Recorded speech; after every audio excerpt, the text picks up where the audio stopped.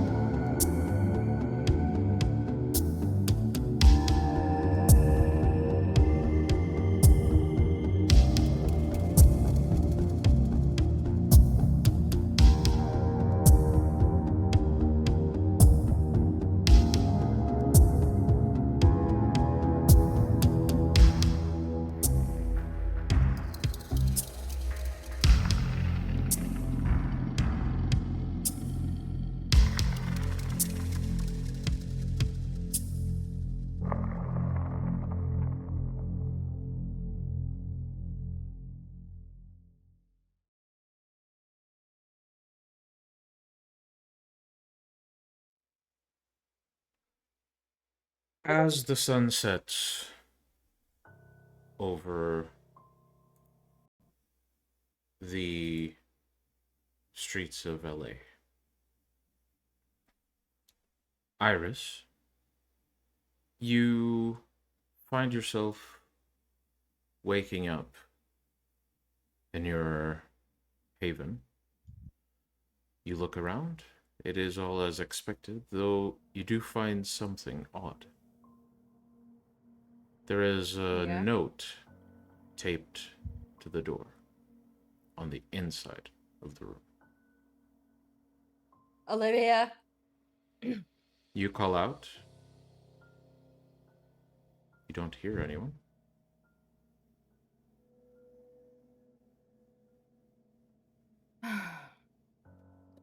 I take my phone Mm-hmm.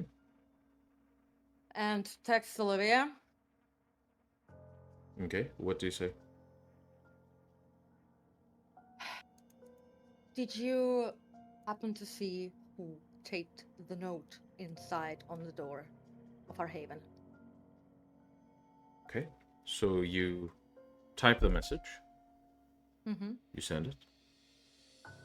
And as you Meanwhile, press the send button, you see the message go up. Make a quick perception and alertness roll, please.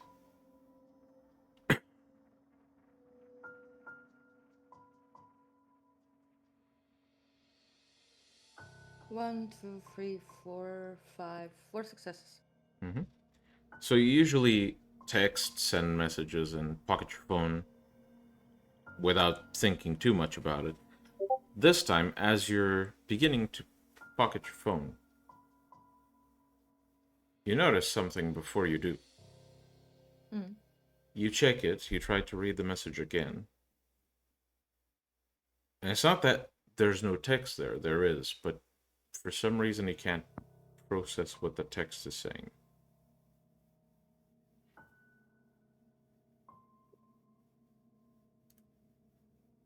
Right. Turn.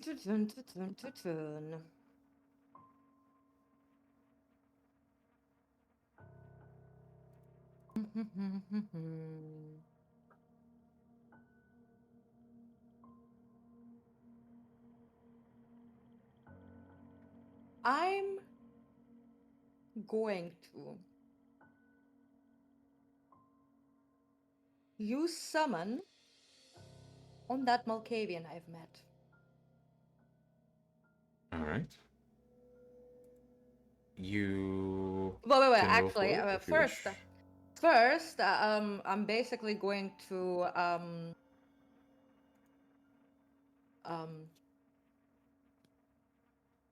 I probably have Cecil on like quick dial, Mm-hmm. so I don't need to process that. It's just like physical memory, so I'm gonna do that. Okay. You attempt to do it, and you find that your hand isn't doing what you want it to do. Your finger doesn't go to the button. And at first you feel like you're getting annoyed. But you start noticing details. Mm-hmm. You look around the room and everything starts looking fuzzy, like you can't make out objects as clearly. Auspex. Auspex? Mm-hmm. Are you I have attempting to use Auspex. a power or? No, I'm going to basically attempt to like look through an illusion. I have Auspex 6. Mm-hmm. Okay, well, you attempt to pierce an illusion that might be surrounding you. Mm-hmm. As you focus, you realize that muscle in the back of your mind, that sense of using a discipline they usually get. It's not that you can't do it, it's not even there. That is a lie. Um.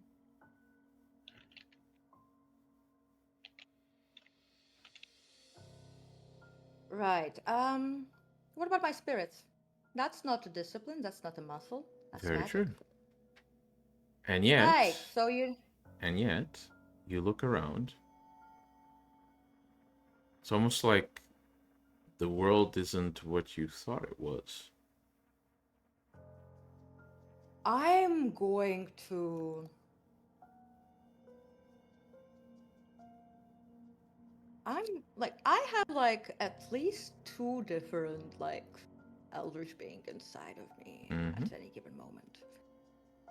I'm gonna try and attempt to reach out to any of them because probably neither of them would like their secrets or shit like that to be compromised. And right now, this is fuckery. Okay. Please roll stamina. Okay. With fortitude? No. Pelese! 3 successes. Okay. So, you begin to feel this searing sensation in your chest.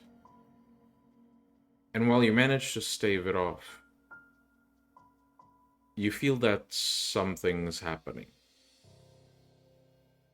Again, you look around, you can't make out anything, basically. Can I use any of my disciplines? No. Any. I just like, basically try to, you know. Right. As you attempt to think of a solution to this problem, you begin to make out something in the room with you. Mm-hmm. A shape of a person? Maybe a woman. And this shape reaches forward towards you. And with her hand hovering just above your chest, you see this pulling motion. No. And as that happens, your chest begins to burst open, and roots Fuck that shit. begin to grow out. And you see this bright red, vivid bush growing out of your chest. Okay, maybe this And is a dream.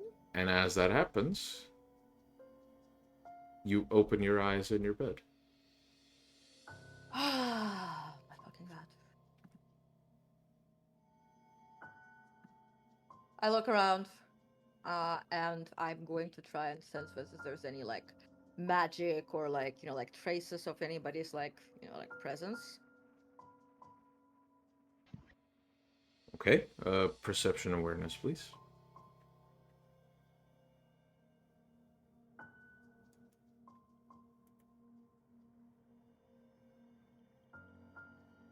One, two, three, four, five, six. Mm-hmm. As far as you can tell, there are no magics that you would not Mhm. expect to see. Can I check if like that red flowers that protects me from that asshole is still there? Hmm. Well, you I first would feel attempted to it. collect it while in the Shadowlands. Yeah, but I merge it with my body. Yes. So it's not something you can detect, per se. No, actually, because here's the thing: you asked me if I wanted to heal it because it was like a modification. So Mm-hmm. I never healed it. Yeah, so it should I still be there, but you can't check. I should feel it though, like because it's something that I can heal. Yeah, but you can't really check, per se. Do I look to the door? Is there a message? Mm-mm. And then I'm like, ah, fuck, should have read the message in the bloody dream. Always read the message in a dream. Damn, I'm still pissed off at that fucking Malkavian. I see his fucking face again. Fucking trauma.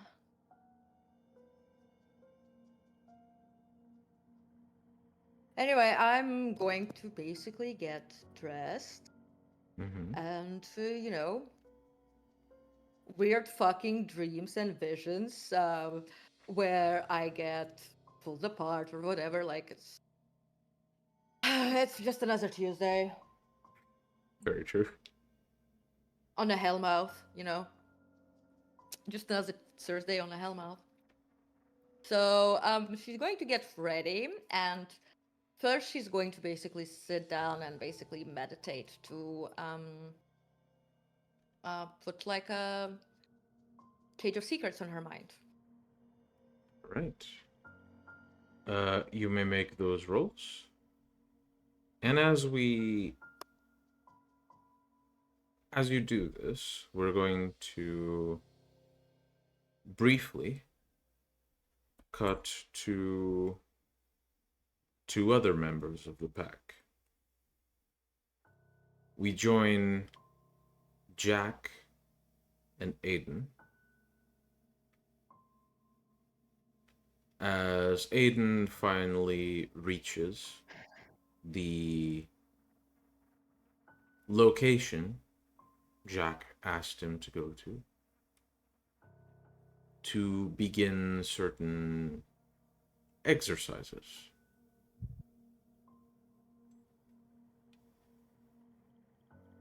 What is this location, Jack?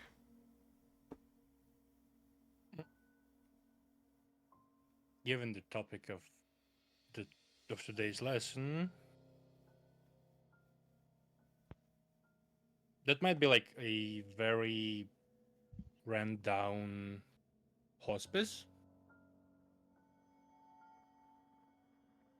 Okay. Like an abandoned one. Mm. Or still. Barely functioning one. Okay. Well, Aiden, you arrive. We'll skip past you making your way in the building and past any um, security measures there may be. You reach the room Jack assigned. And what do you do?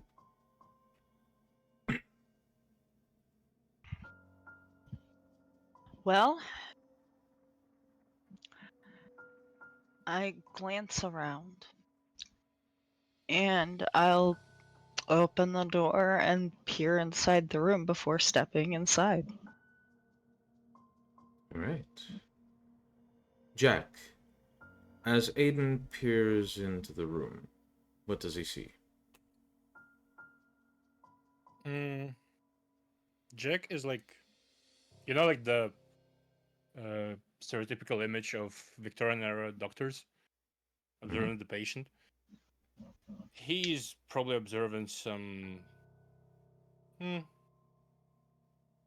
probably someone like a teenager. It's incurable, very late stage. All right. He probably would be connected to some medical equipment. You'd hear this very faint beeping coming from one of the machines. So, Aiden, seeing this display, do you go inside? I'll check and make sure the room is right, and then as long as it is, yes. Seems to be. Then in I go. I know nothing about medicine. However, I'm good with technology, so he's going to just look at the screens and whatnot, and basically ignore the person in the bed. Okay. Well, looking at the screens, you see a number of info points, presumably about the health of this very sick individual. And Jack, would you be joining Aiden for this lesson?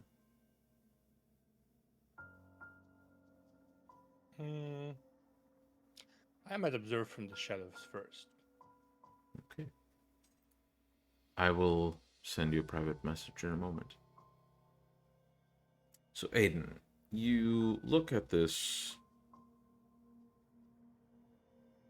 machines. The idea you get just from the numbers you see, you can make a quick, let's say, int and medicine. Oh, that means I basically can't roll because I have 0 medicine. Oh, you can. The difficulty is just higher. Oh, all right. Yes. You can still roll int medicine without dots in medicine. It's just +2 difficulty, given the fact that you don't have medicine. And you roll flat int. Would abstract thought help me at all? Not in this case. I did not think so.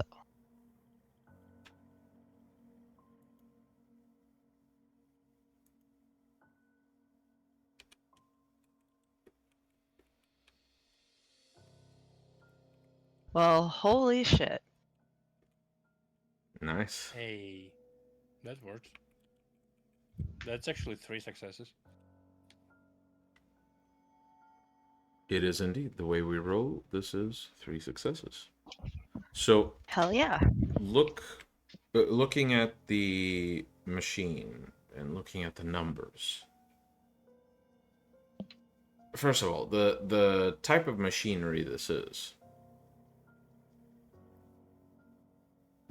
Basically, the kid's not even being kept alive.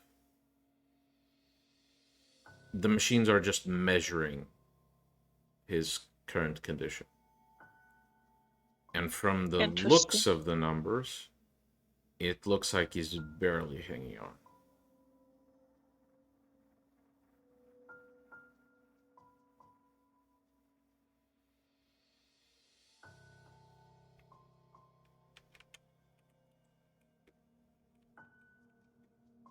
All right.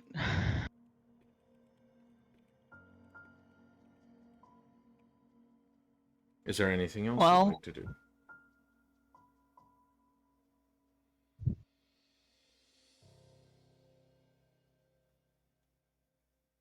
do you have like files on the counter or anything in here? Is the So these patients Some- usually have at the foot of the bed a Yeah. small like clipboard with a patient info. Well, I'm gonna read that next. Mm-hmm. So you take the clipboard, you start, flipping through pages, reading the information. Seems this teenager has been. He doesn't really have a family. He's found on the streets. Seems he came in due to some seizures and was diagnosed with very advanced brain cancer. Seems there's no real way to save him. So the fact that his heart is still pumping is a bit of a miracle.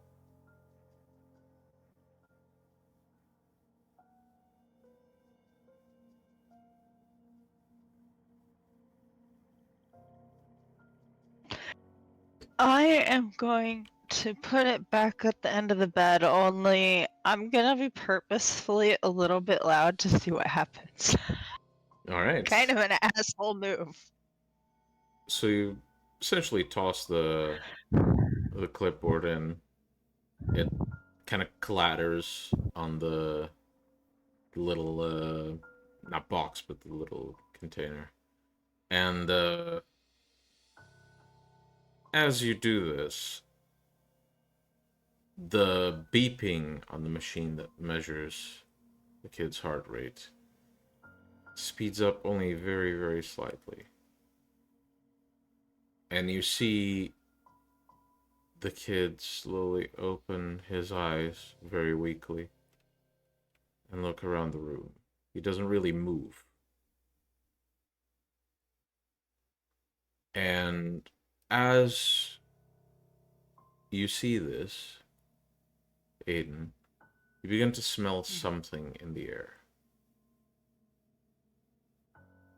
Can't really tell exactly what that smell is, but it smells. First image that it conjures in your mind is just the smell of death.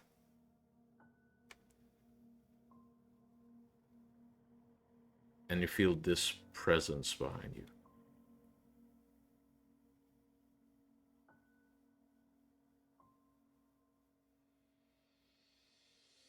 Fascinating, isn't it?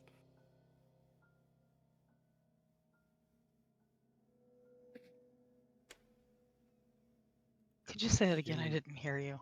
fascinating, isn't it? A little, yes. By all logic, it should have been dead. And yet,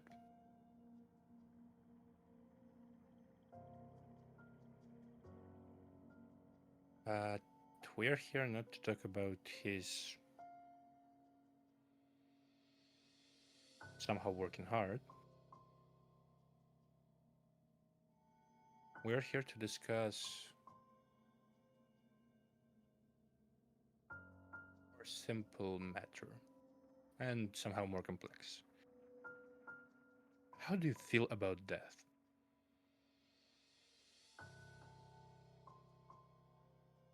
It happens.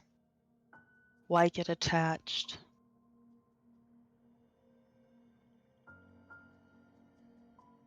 Now, how do you feel about killing?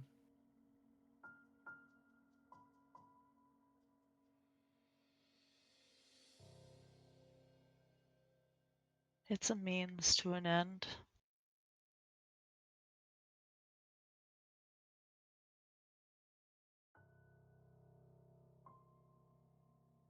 I don't really care.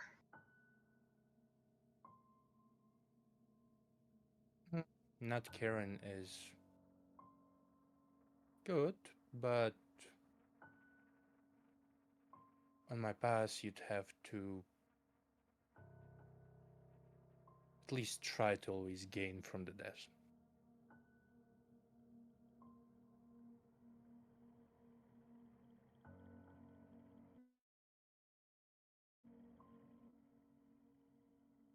Your guess, how much does he has? Sorry about that, folks. We had some technical difficulties. Seems every week we lose connection at least once for some reason. I Now. swear we have a hater who's a hacker. Anyway. So, Jack appears out of nowhere behind Aiden. That's where we were. Please continue.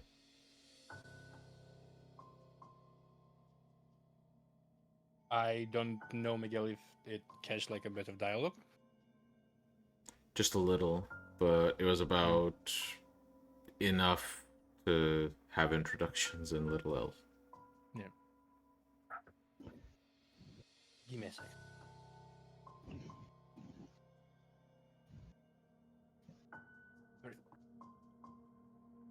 So yeah. It is quite interesting how the body tries to keep up the losing fight. Or is it the mind that's too stubborn to die? Might as well be.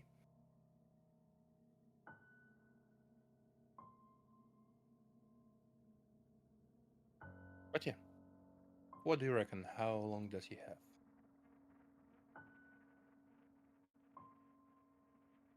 I, quite honestly, have no idea. I am not versed in the medical field in any way.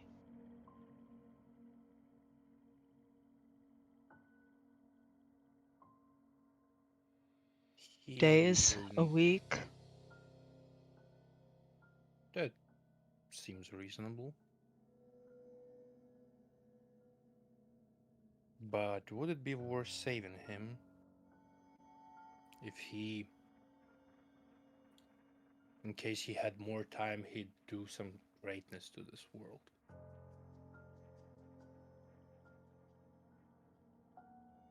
If he has some quality worth us using, perhaps.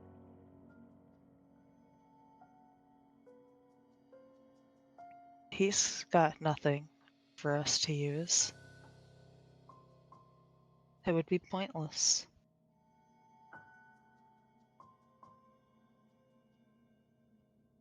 So, deliver the sentence. Does he stay here to die? Do we expedite the process?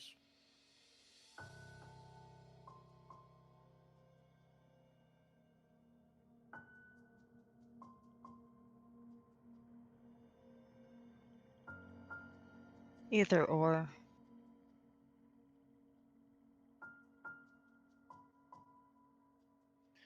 Not intruding is more preferable, but if you If we think don't really about the have a energy choice, costs of keeping him alive, solely based on that, he should die.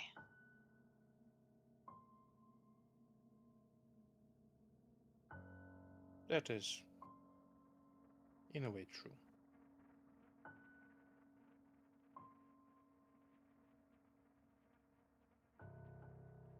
But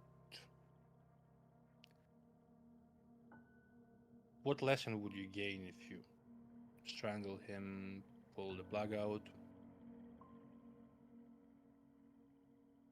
Have you seen men die like this? No.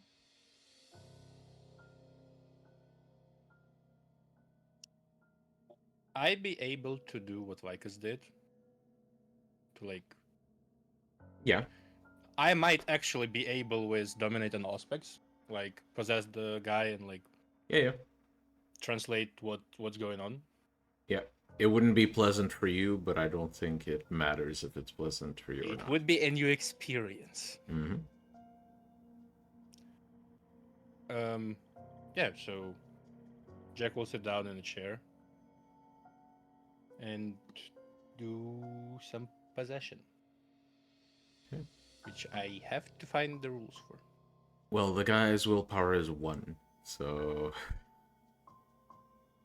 Yeah, that is also true.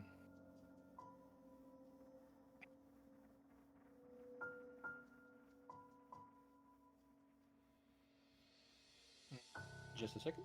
Mm-hmm.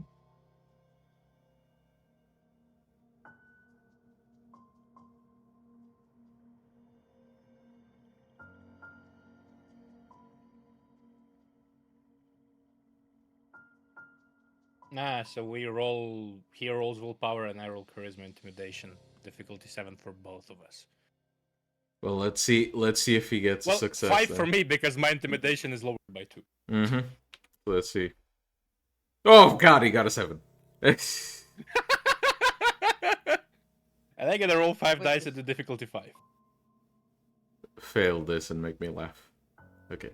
No, 4 successes. Mm-hmm. Yeah, the possession basically takes no effort. So Aiden, basically what you see is Jack sits. He looks to the teenager whose chest is basically struggling with every breath. The kid looks to Jack, and there's sort of this glance, like this glossy look he gets in his eyes for a moment. Jack, you are possessing the patient. Yeah, I'll try to telepathically communicate with Aiden. Aiden, you feel a slight pressure in the back of your mind. Do you resist? I'll allow it for now. Mm-hmm. You begin feeling this creeping stream of thoughts. And it almost makes you a little dizzy, Aiden. Jack, how much are you showing?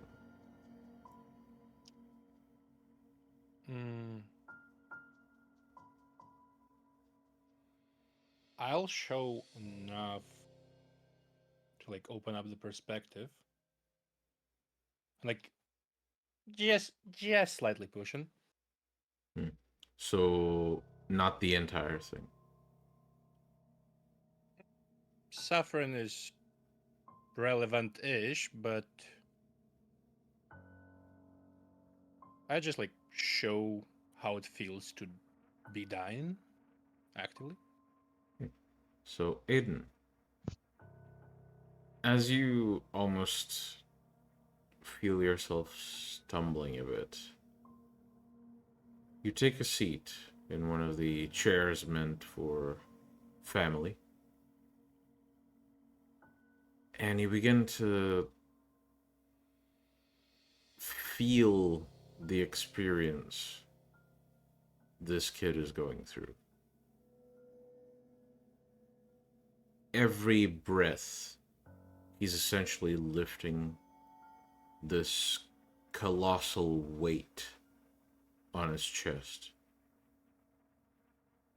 If you wanted to, he couldn't move his body. It's not like there's anything to do. He's barely there. His experience is very foggy. What he can feel is pain, and most of what he can't, he just experiences this extreme increase in the weight of his body. Everything takes more effort to move. He's hungry, but he couldn't stomach anything if he wanted to. He's thirsty, but there's not there's not enough will left to drink. It basically feels like utter helplessness.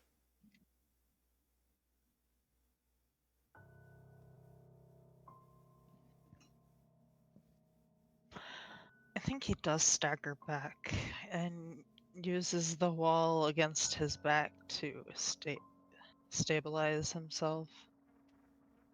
Because this is all just a mountain of emotion and sensation that he thought he had left behind. Now it's hitting him like a train.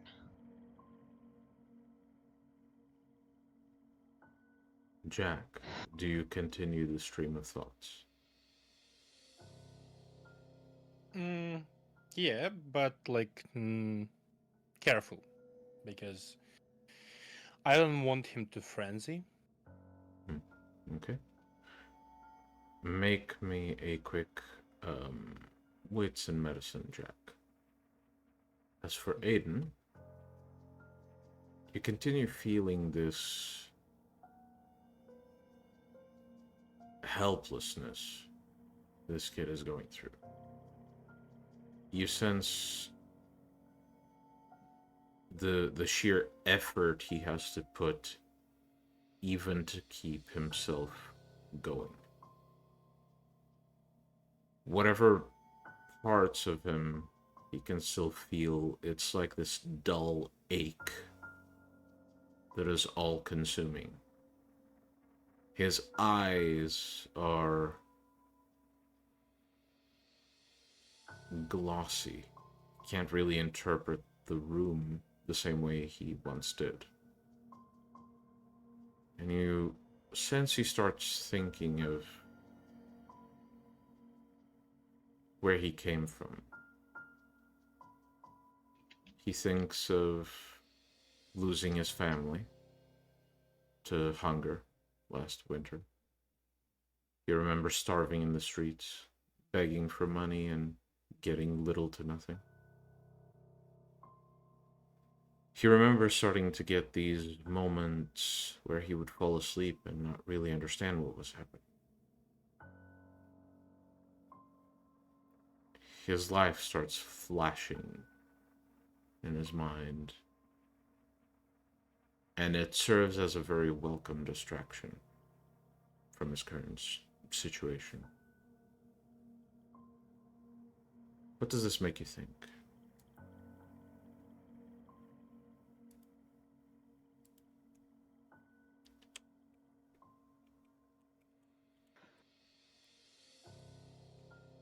It's a pitiful existence.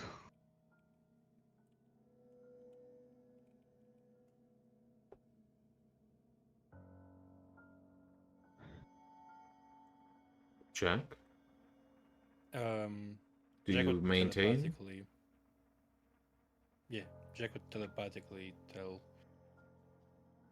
it is, but what's the culmination of the existence is also an inevitability,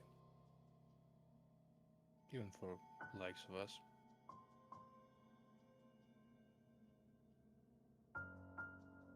No one lives forever.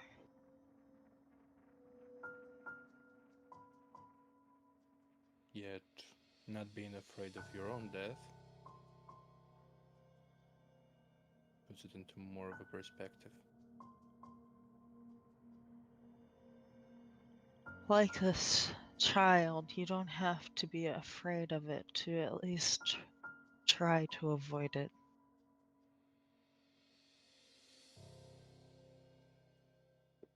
You don't, but why avoid inevitable when you can embrace it? He'll most likely be Raz. Even if you're diablerized, part of your soul is joined to somebody else's soul.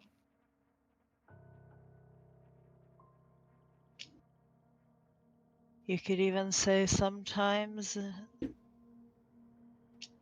that soul actually lives on and takes over too. That can be an example of a diablerie result.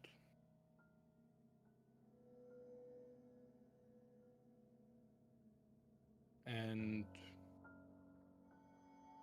Jack will fade into the background Mm-hmm.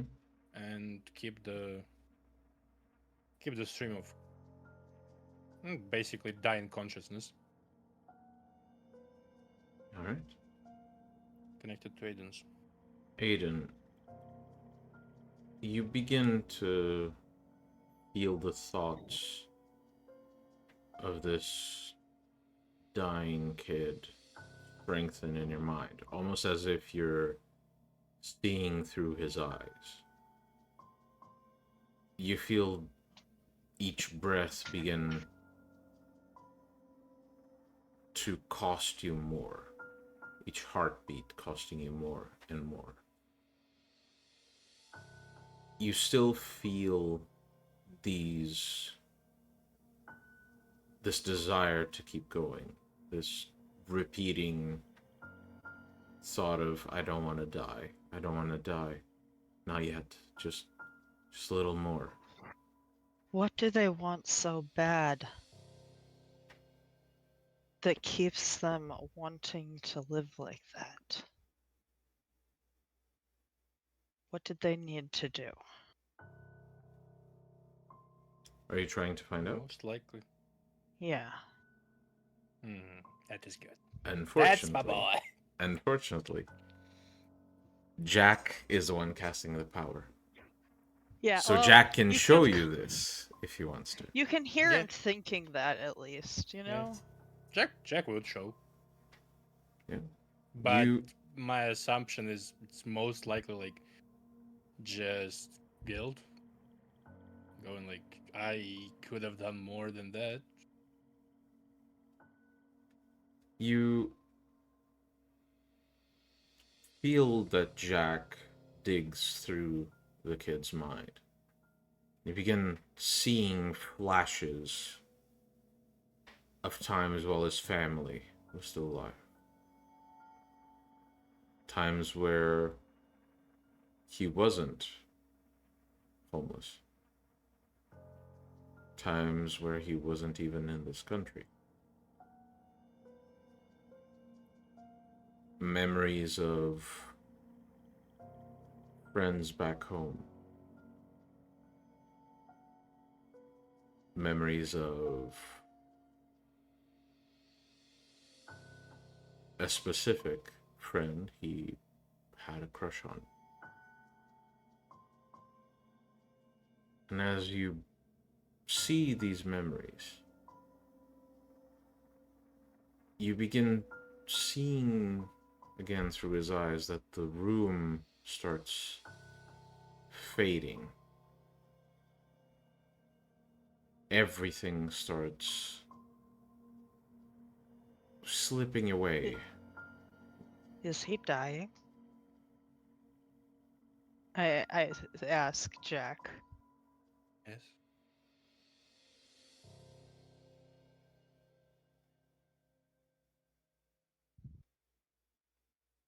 Aiden, make a courage roll, please.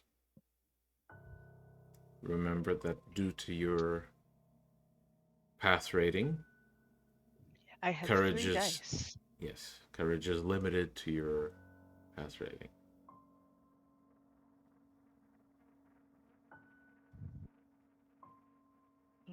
Basic difficulty. Roll and I will tell you if you pass or not. Okay.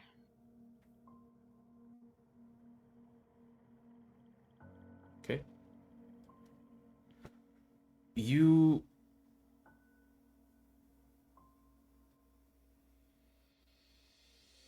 feel this instinct to run away from it.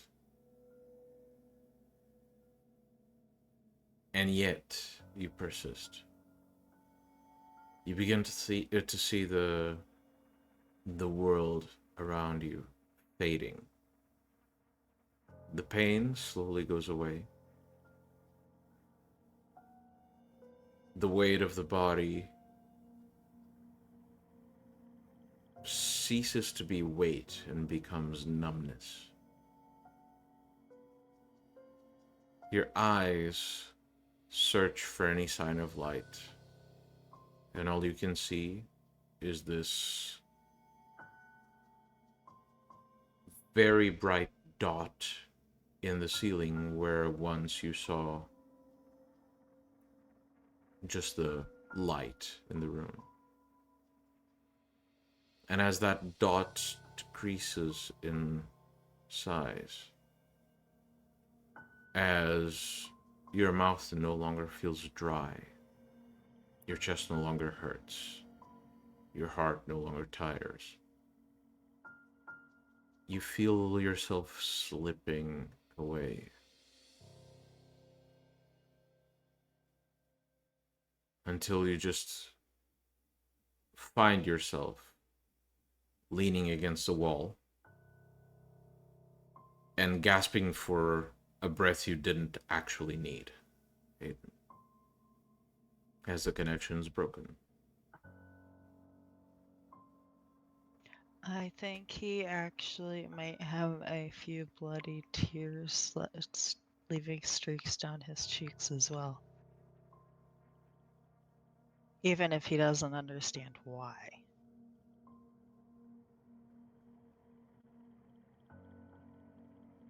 Jack will eventually stand up. You see, one thing is not caring about the death. The other is seeing it from the inside. And knowing that this time there is no embrace. That this is... Well, you wouldn't know that it is your next step. But it would have been so much easier if you knew, didn't he? Wouldn't it?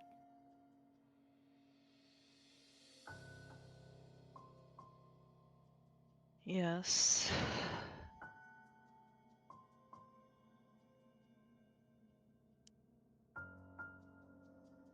So yeah. Don't fear the Reaper. But do not go gentle into that good night.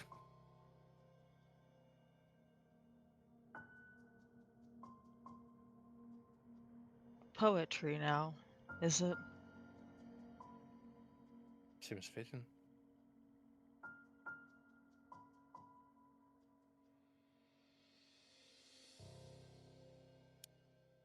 Need to drive?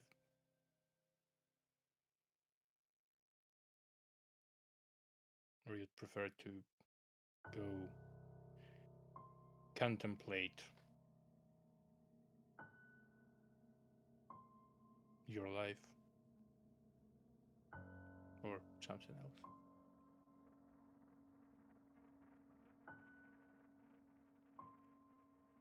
Why do I need to contemplate it when I can remember every moment as if I was there?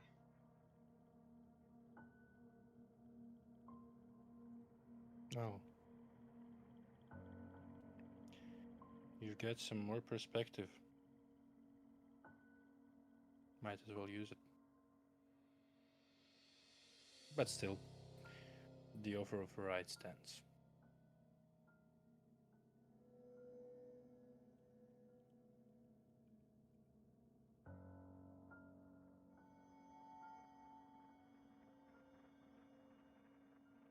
So we study them as they die. We do. They not always die because of natural causes.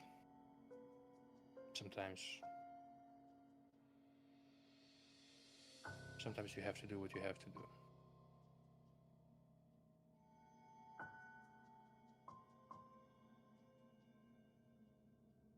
But it is.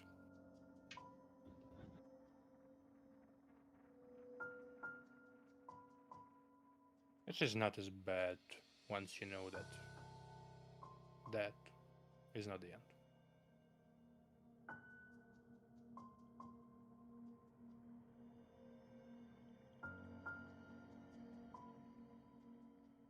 No. Aiden, But it is an end. More like a step. One end is another beginning.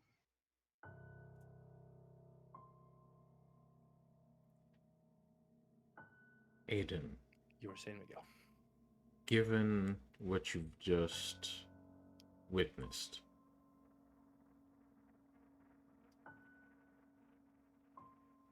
what is your takeaway from the experience?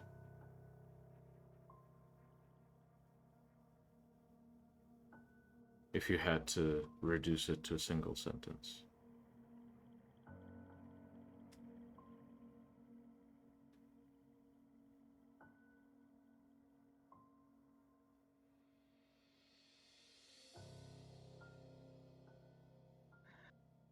I can watch them die as I live on for a very long time, and then I'll finally get to experience it myself. It's a step. As this conclusion rings in your mind, we will be taking a short break. About 15 minutes. And we will return very soon. Be back soon. Da-dang.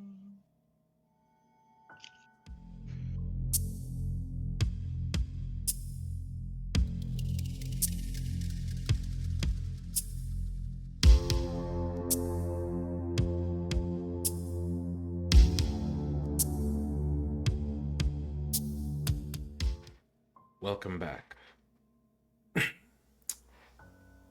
We join Iris in a warehouse a bit away from the more populated parts of the city.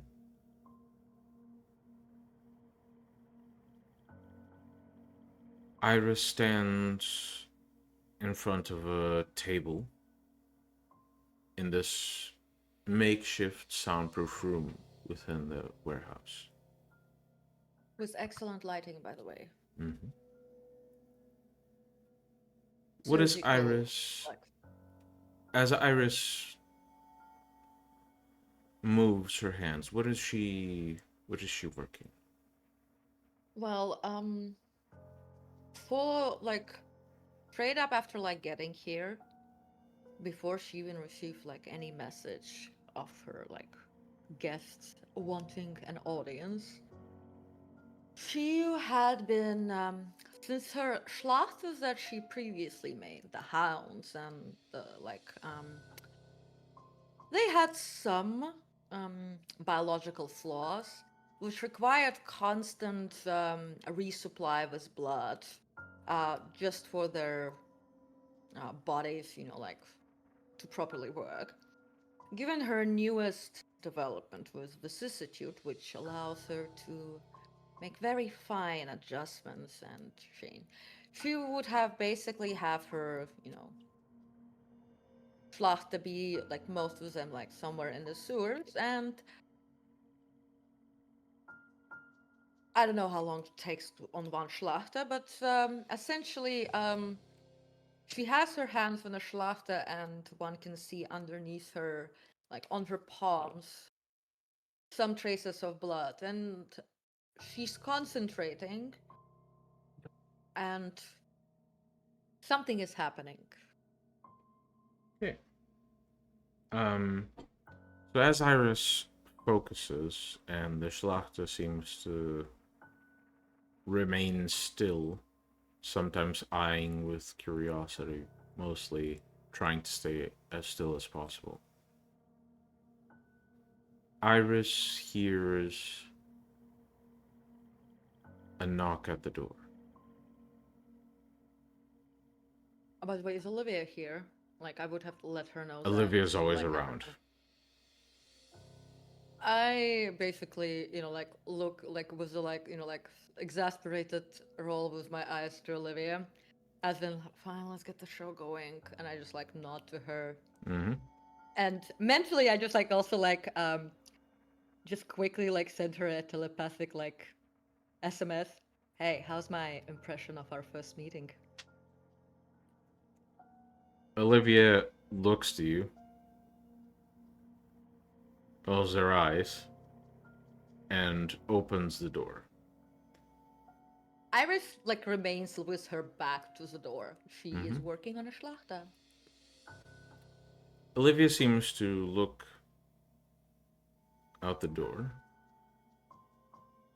then looks to the room. Fine. We can do this in groups. First 5. And Olivia steps to the side. And in walks an incredibly well-dressed gentleman. Wearing a long black coat with very intricate decorations on it. He has... Oh, by the way, I just wanted to let you know that the surgery room does have some, like, like UV lights in a corner, and there's some plants.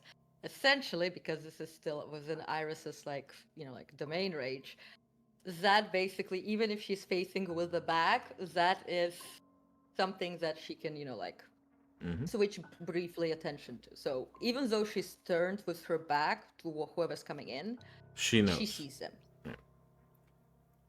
But yeah, the first man that that enters is incredibly well dressed. He has a long black coat with very intricate details. He has long hair, a curled mustache, and like a small, A goatee. essentially a goatee, but not connecting at the edges. Seems to have more of Mephisto. a like very sharp looking facial hairstyle. And following him is the nun and 3 other religiously dressed people. As the man enters, he seems to take the center position with 2 of each as a entourage behind him. And he stands waiting to be allowed to speak. Well, yes, this is not like essentially like Victor's Cecil meeting some ragtag Camarilla. But Iris is going to finish whatever she's currently doing on the Schlachter, yeah. Because like she did want to fix up the decay, so to say.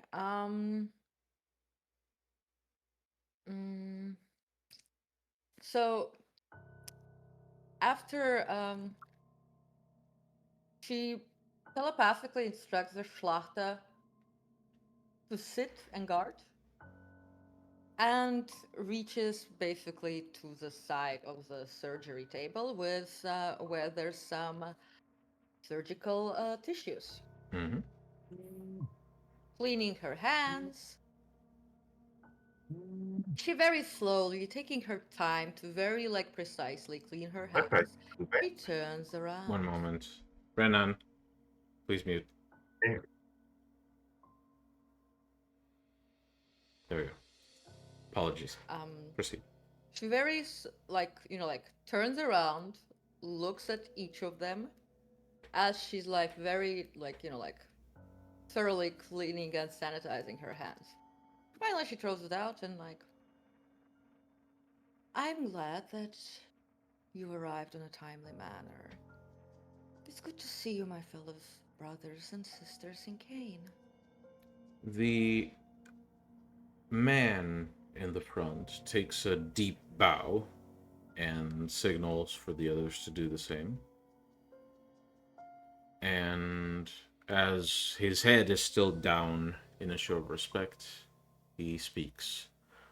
Your Excellency, it is my utmost pleasure to announce the arrival of military reinforcements to your domain. My name is Ramon. I am originally a Priscus from Barcelona. Please straighten yourself. After all, Sabbat is all about a more, while we do have our ranks, after all, we're all brothers and sisters in Cain. Otherwise, one might think that we are like the Camarilla. The man straightens his posture, adjusts his coat, and says, "Of course, but a show of respect is never unappreciated, I assume." Of course, but no need to entertain the type of grovellings that is common in Camarilla courts. You may call it... I very much like the more direct and agile communication style in Sabbat. Gets things done. Of course. You may call it groveling. I prefer to refer to it as courtesy between colleagues. Of course, Priscus, Ramon. As I said, I am originally a Priscus from Barcelona. A lot of these are some of my closest packmates, all from the Clan of Shadows, of course. And we have come into this territory. Recently, we have bolstered the ranks of our pack, specifically in preparation to give you military reinforcements for the war to come. No doubt the tower will attempt to take this territory back, and the Anarchs do enjoy a spot of chaos. Well, I'm sure the Anarchs, after seeing my personal level of ability for destruction, are going to keep away. Or join, since their sect is not that good at taking down Camarilla elders. But naturally, by the way, I do have to say that it's rather pleasant to see other Cainites from the old world here. Refreshing. But Old yes, world is an apt way of referring to where I'm from. Well, I mean, I know that my enemies have constantly hung my past name over my head as a Damocles sword. But given the fact that there are plenty of neonates and Ancilla who would do better with the blood of those unworthy of it. And since the best defense is an attack, I'm actually quite surprised the Archons have been rather quiet as of late. I would have assumed that my name on the red list would have definitely attracted them. Or perhaps I'm considered a bit too big of a bird to bite. Well, It might have something to do with diversions we've been causing.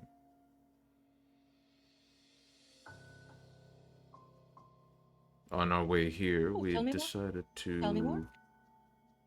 On our way here, we decided to cause By the some. way, Iris, just a second. While he's talking, Iris basically extends her tail from beneath her like skirt, and like so to say, like sits down in a languid position, leaning on the surgery table, with the Schlachter basically hovering about behind her. And I assume Olivia is somewhere like next to me. Olivia's at the door Ah, because there are others outside. okay, fair enough. Do Um, tell. on our way here, we passed by downtown in an effort to divert the attention of the tower. We caused some mischief on the western side of the territory, so if there are Archons present, I assure you they are making sure that side of the city is thoroughly secured, Oh, especially since they, completely unrelated to us, I promise you, have recently felt the loss of a primogen. which primogen? The primogen of the Toreador clan. Huh.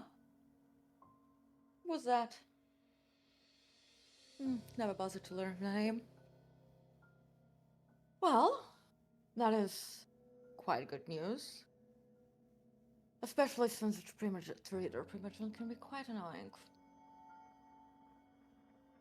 But, I do have to say, um, my goal is actually to attract the Archon attention. I've been myself, my pack, we've been quite successful in hunting quite a few of them. And from what I've heard about those who end up on the red list, sometimes they get removed from there because it costs too many Archons. And since the Camarilla had been encroaching on the Archbishop Victoria's domain, given the strength of some of those who are within his domain, my revelation of the name is bait. I see. This is meant to be a death trap. Well, we are more than willing to help you form the jaws of that death trap if need be. Of course. Mm. On Most that, Archons, of course, won't really grant me any more closeness to Cain, from what I've noticed. So that's why I wanted to bolster the ranks of those within this domain. Take care of the enemies and strengthen the soldiers of Sabbat, of course. those You're always free. those deserving of such strength, of course. We need to foster our most zealous warriors. Speaking of which, I feel it is prudent to inform you. And he raises his hand, like so, and so do the four La Sombre behind him. And as they do, all of their hands become pitch black. Ah, I was not aware that the Black Hand delegation was indeed the La Sombra who took residence in a church here. Out of respect, we wished to condense our introduction to a single meeting.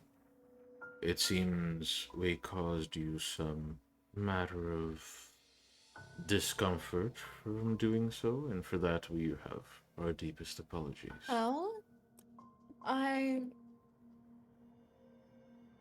was, how to say, as the Archbishop, leaders after all serve those that they're responsible for, in a way.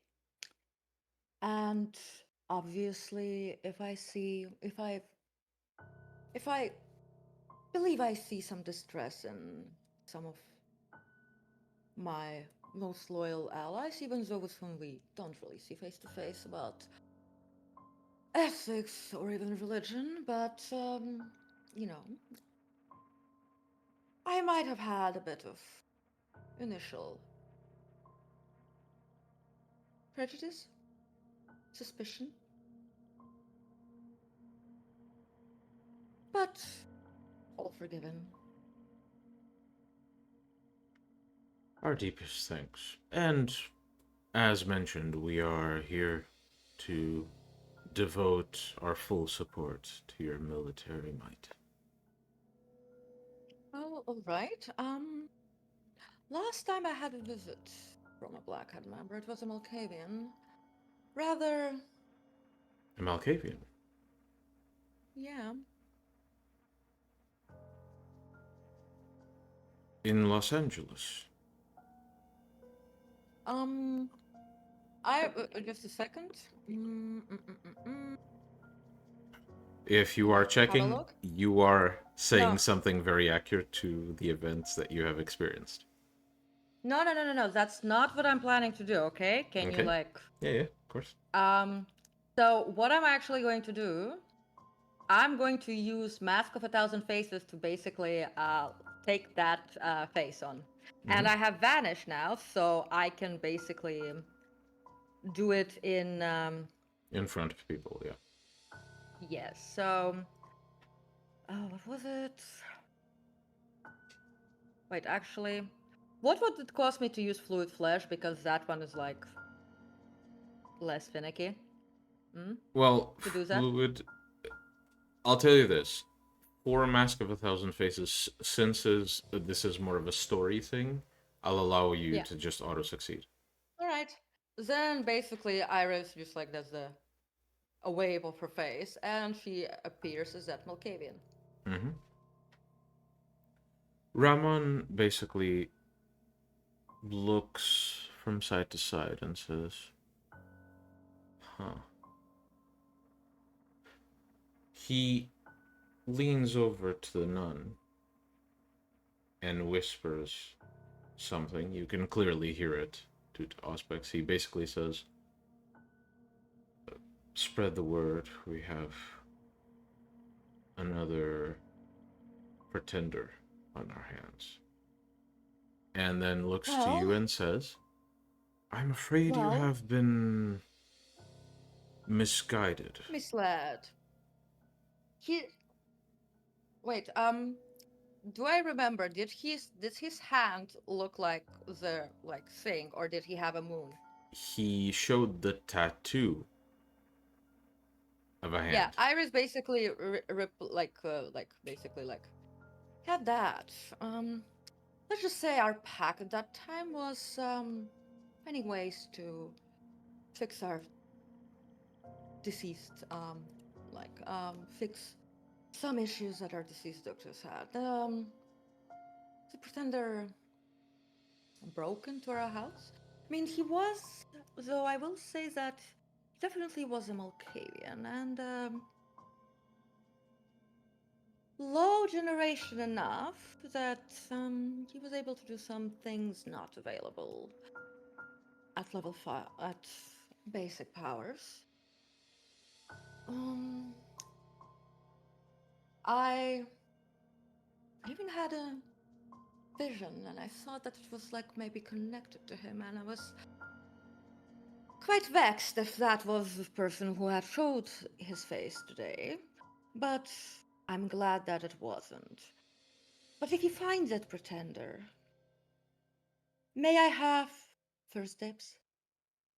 Well, of course. He did He did violate the sanctity of our haven and enact upon my deceased mentor powers that he hadn't expected I would be able to nullify. Of course. I We have will be a sure to deliver favor him to to you return, alive. and blood of my clan to reclaim. Of course. Actually, I'm pretty sure I could summon him.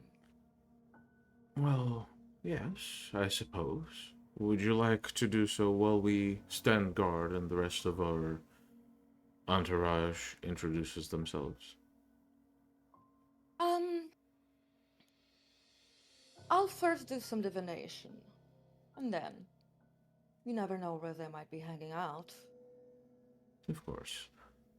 On a side note, I believe it would be wise to keep the fact, well, to keep the nature of our status as members of the Black Hand a secret from the rest of our entourage. Of course, Secret Service cannot act effectively if they're not so secret. It is only the 5 of us. We have embraced some, but they are yet to be aware of this. I see. So there's quite a lot of La Sombra settling here. We have bolstered your strength, indeed. I know. Just, I know, the La Sombra are very deeply entwined with the Catholic Church. Just make sure to keep your church symbols away from the forest and spread too much. You can spread everywhere else. I don't care there. Yeah, he gives a deep bow with a nod.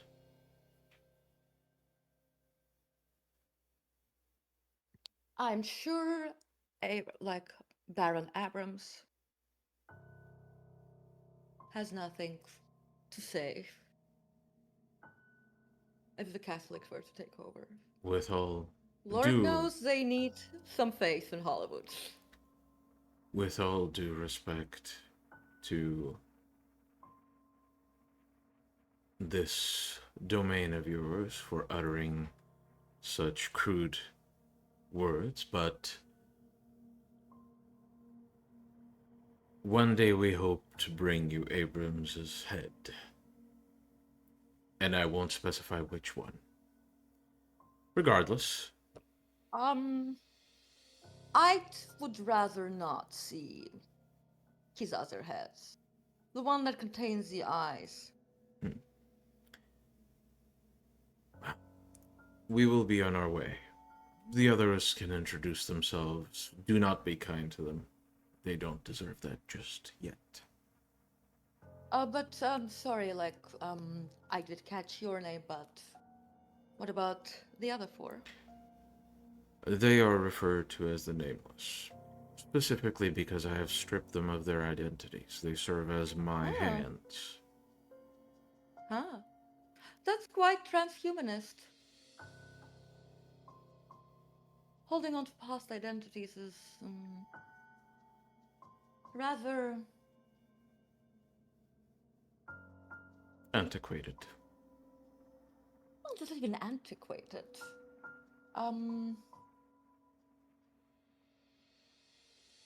Well, I suppose antiquated would be a nice way to say. He bows. I forgot the better suitable term. Outdated. No, don't remember. By the way, Miguel, what's that word when you say something is horribly outdated? Horribly outdated? No. You know, when it's yeah, basically, I don't no, not antiquated. There's a worse word for that. But yeah, it slipped my mind, and it slipped It's fine. Iris's mind because It's fine. Ramon seems You're a to. spicy bishop, archbishop. Ramon basically politely waits until you're done. Yeah. And yeah, I mean, eventually, I'm just very well. By the way, generally the Black Hand does not. Well, there's certainly like missions that the Black Hand has, and given the fact that you came from the old world, recently heard of a horrible attack on Madrid by the tower. One of our Are you perhaps? escapees has recently been spotted in Los Angeles. I am aware. Yes, yes, we are already aware of that. We will make an effort to dispose of her. Well, are there any ways that I can assist the Black Hand's mission within my domain?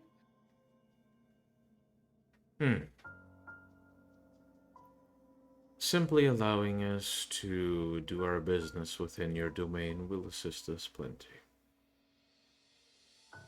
Of course. I do have to give you a heads up.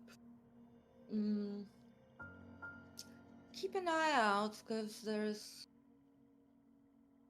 some very high, some hunters with quite advanced technology lurking about. We have done our homework. Oh, excellent, excellent.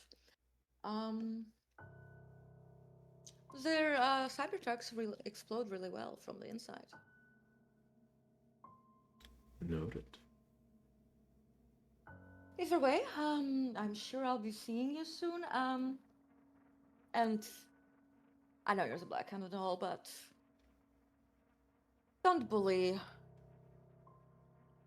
my soldiers too much. And probably also don't visit the forest without invitation. You won't like intruding on someone's haven. Of course. If we may take our leave. Of course. And with one last bow, he leads his 4 followers out the door. And Cecil begins to allow groups and groups and groups into the room to make their introductions 5 by 5. And you count a total How of many in 20 total? other La Sombra coming in. 20 other La Sombra. Mm-hmm. Can't this domain even support that many? Yeah. It'll be strained, but yeah. Right. If everyone keeps to their corners. I'm definitely making a mental note that I'm going to the hack and I'm just like, hey, you and your girls need some fledglings to embrace? Make a pack. We got Catholic guests. Yeah. And something you are notified is that out of those 20, about 7 of them are not yet true Sabbat. They are being currently tested to become true Sabbat. They are very recent embraces.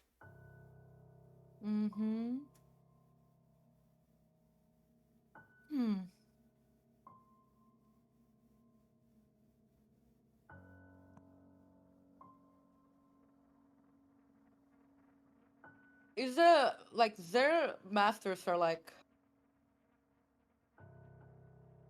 well, okay, fine. I'll, consult with Olivia later. I basically, see that they're basically, well-trained, house-trained. Seem to be. And what I do tell them, I have some, areas in Santa Monica, on the edge, right? Mm-hmm. Away from, not where the forest is and the hag is, right? You can But I have, ping the general area. Yeah, basically, I just need to zoom out.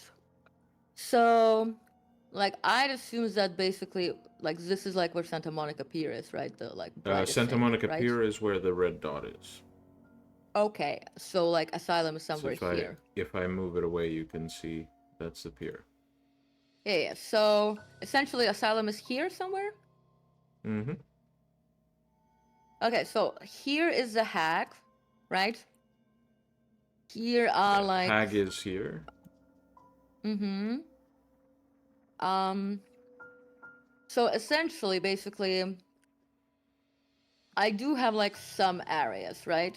Okay. Actually, since there's so many of them and these areas are not yet taken, I basically just like, like look at the amounts and I'm just like, Olivia. Once like they're all in and out, I'm like, Olivia, is Priscus Roman far away? Repeat the question, please. Is Priscus Roman far away? Can you fetch him for me, please? Since there's so many, you might as well as use the opportunity. Olivia takes a step outside of the room, and you feel like you hear this breeze picking up. And soon after, Olivia steps back in, and Ramon steps inside I'm once sorry. more and I'm gives a sorry. bow. I'm sorry to have summoned you back, but seeing the many troops you've provided, and the very vast areas between Santa Monica domain, downtown, and Hollywood, the unclaimed areas, why not kill two birds with one stone?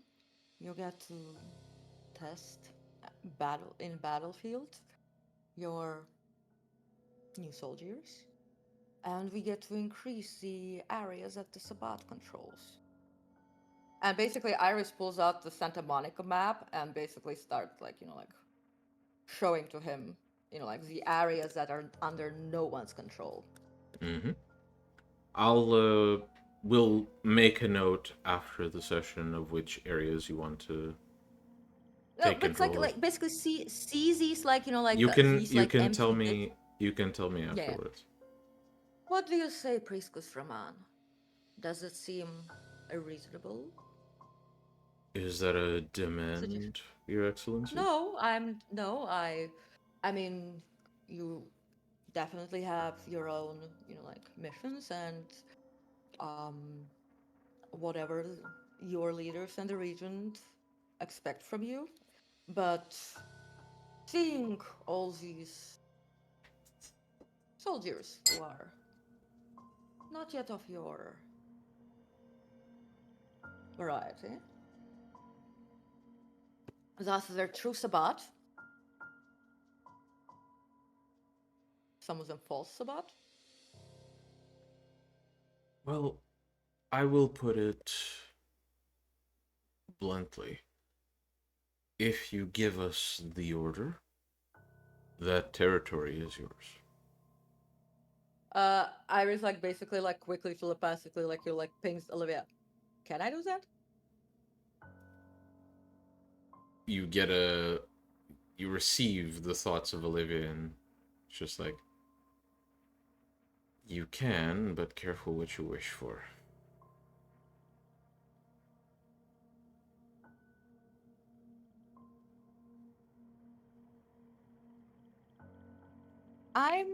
Can I quickly draw a card?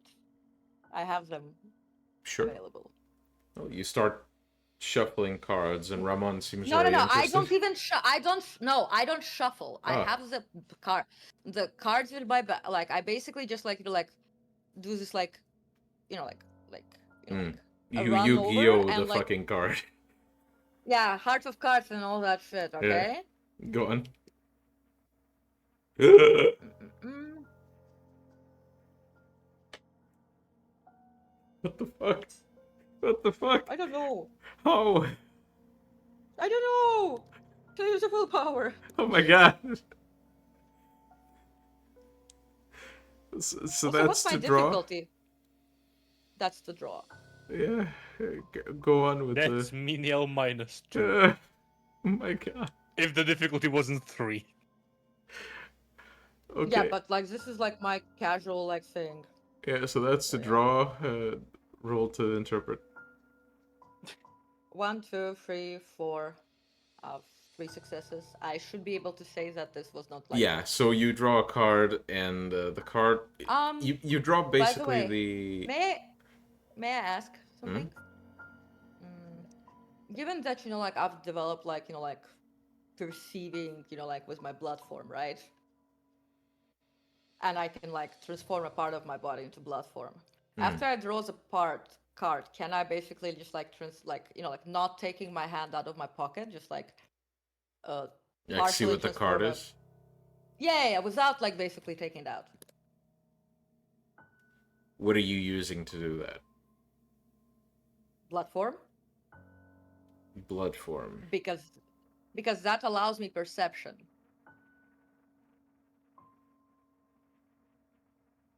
Especially with my newest power. Well, your newest power allows you to perceive very microbial level stuff. You'd need to basically cover the card in blood to do that, which might get messy. Yeah, I have my hand.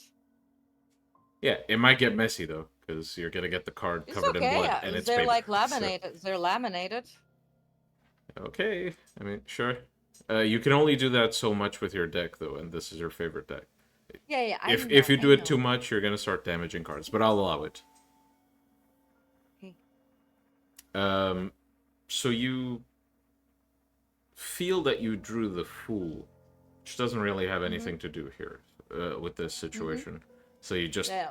you understand that you tried to draw something, and it's not allowing you to know. And you get the feeling that if you do this again at some point tonight, there's something on the other side stopping you from getting that knowledge now. It's like you offended whatever you usually get these predictions from. Your draw was a botch. What do you want me to do? Yeah. But basically, I was like, I'll have to consult the stars first. What is the best, most successful areas? I mean, you're free, obviously, to serve the spot as you wish, but if I do see that it would be the best was a sword, you would be willing to provide aid given the plentiful boots on the ground. I will state it again. If you give the order, that territory will absolutely be yours. Of course, Until the decision is made, if you wish to find us, I keep my hands at the church with one of the La Sombra you have in the city. I believe you are familiar with him. Of course. And Father if you wish to Isaac. find me specifically, I can provide you a contact of mine. Of course. Of course, one moment. And he goes to the door, and you hear him whistle. Iris was just like, like, if I want to, like, thinking to herself, if I want to find him, I have a fucking pendant. And after a moment, after he puts his hand out, he makes his way back in, and he has a little bird perched on his finger. He gives it a little rub on the head, and then offers it to you. Do I need to feed it? Well, it would be preferable not to let it die.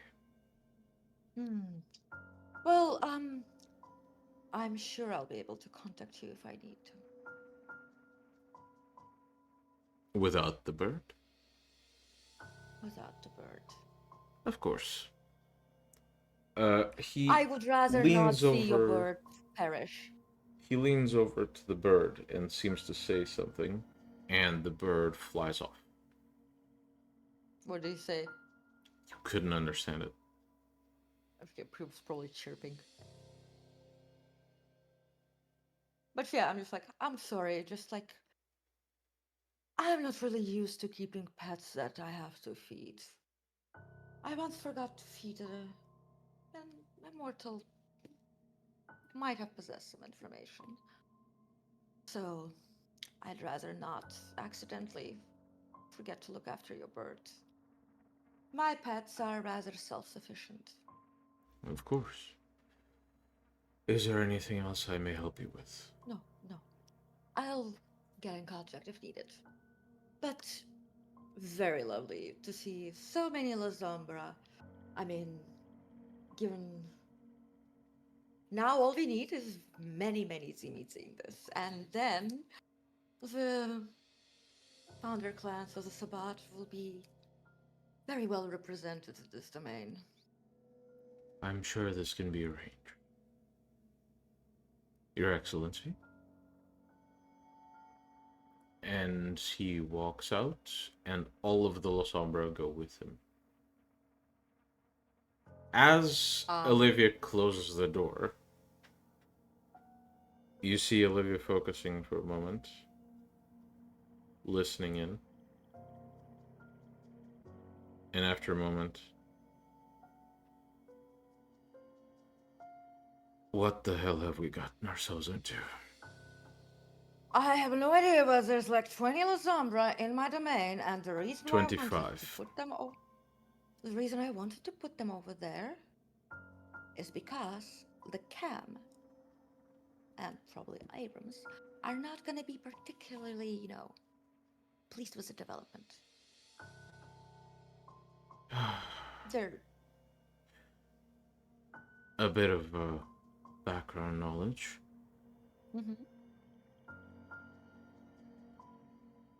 Ramon Carrasco is his name. He used to be a Priscus back when I was embraced.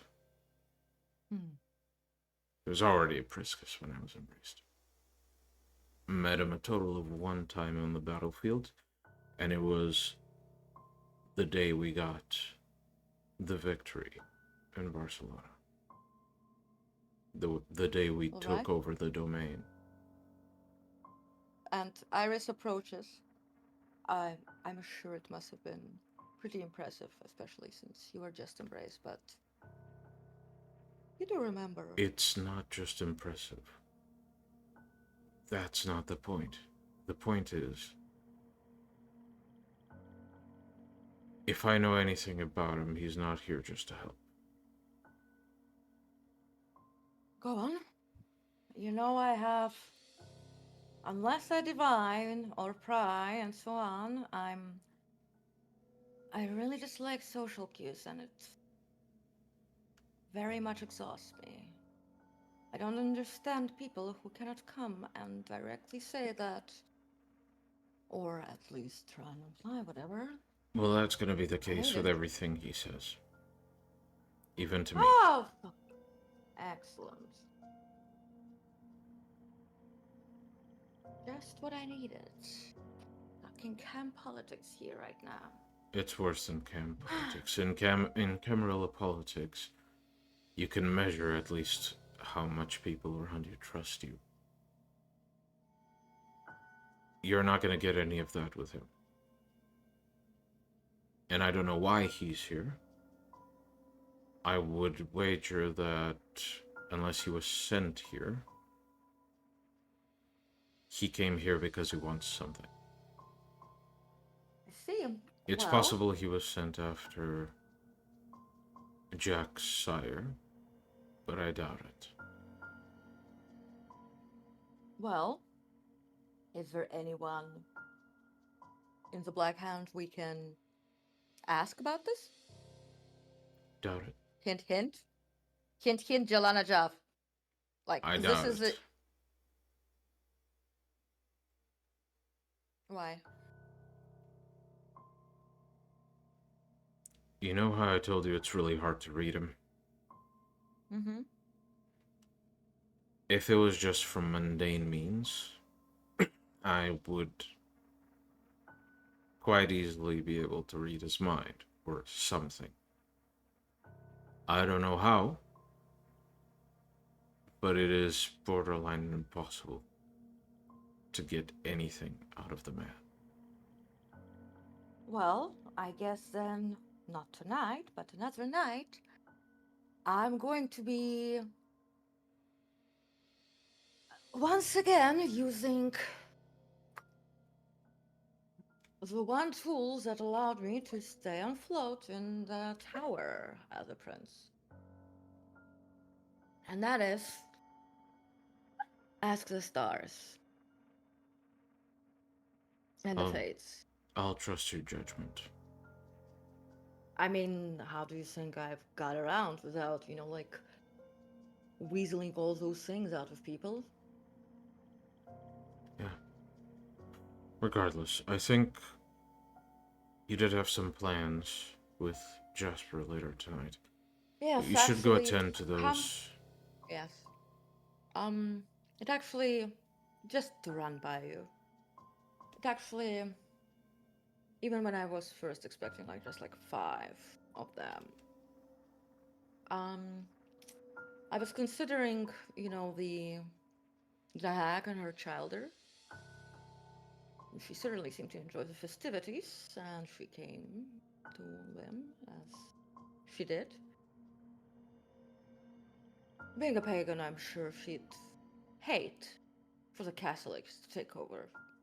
Rather uncouth affair. They're rather good at it. Well, what I'm saying is that I'm considering of asking her, at least her childer, to start forming pacts. Perhaps make a death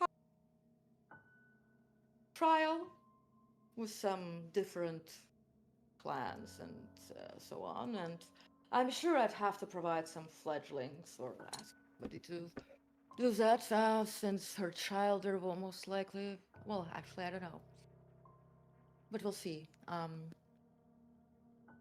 Either way, I was thinking of basically offering her like opportunity to grow her power base, that's my power base, through her childer. I'm sure they would be excellent as pack priests given their proclivities. Would you like me to send the message? I still needed to see her, so I'm going to send a message through the trees. It's Okay. And in well, the meantime, actually, to be fair, maybe you could probably do that same thing I can do through the wind. So maybe give her a heads up that there's some business opportunities I'd like to offer her, and also something interesting to the north.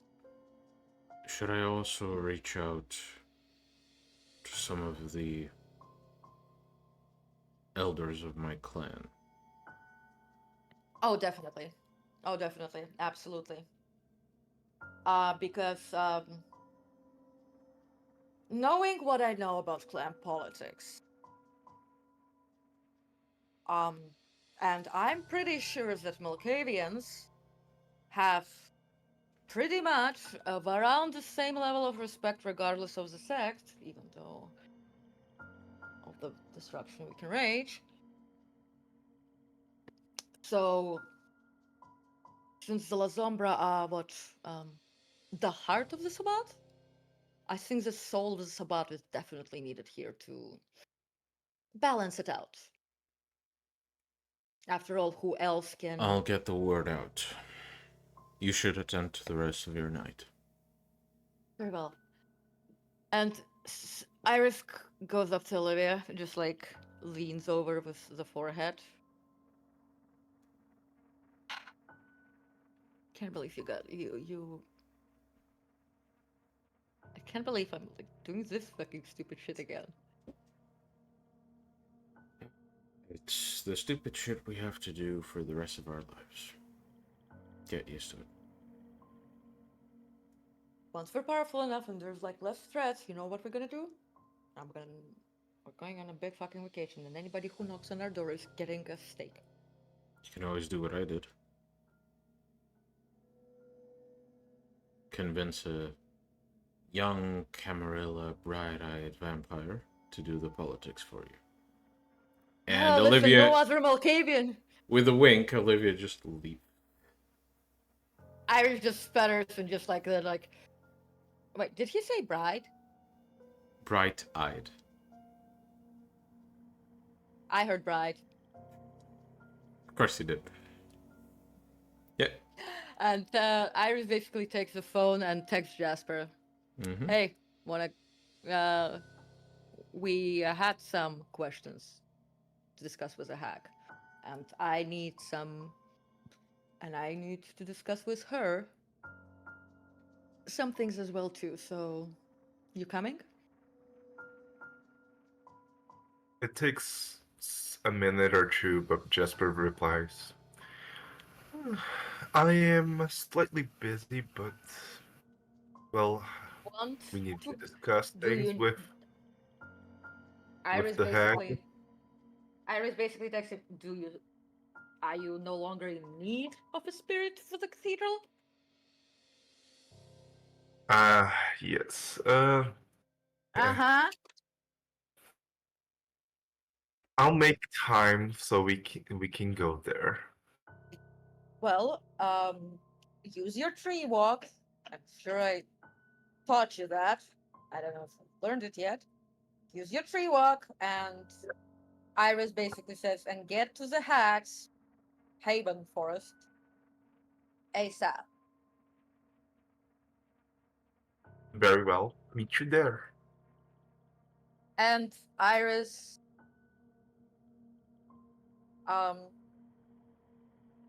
Iris sends the Schlachter back into the sewers, right? She's going to return to the lab later. And for now, she basically, after making sure she has no blood or anything, she takes her coat and starts walking out from the warehouse area until she reaches, an area where there's no humans, but there's a tree or something, Mm-hmm. so that she may step out right into the Hax Forest. Well, so that she's not visible from the street or stuff, All right. but not too deep. Well, Like, I'm not showing up in the middle of her witch circle. yeah, I'll assume that you guys meet at the edge of the forest first. Yep. Okay, so with a step, Iris, you appear at the edge of the hag's domain. And it doesn't take long for you to hear footsteps nearby and see Jasper melding out of a tree. I'm glad you've learned this too. Lydia has already informed of my business with her. Let us slowly walk. If they feel the need to meet us, they'll meet us. But we have 25 La Sombra now in the domain.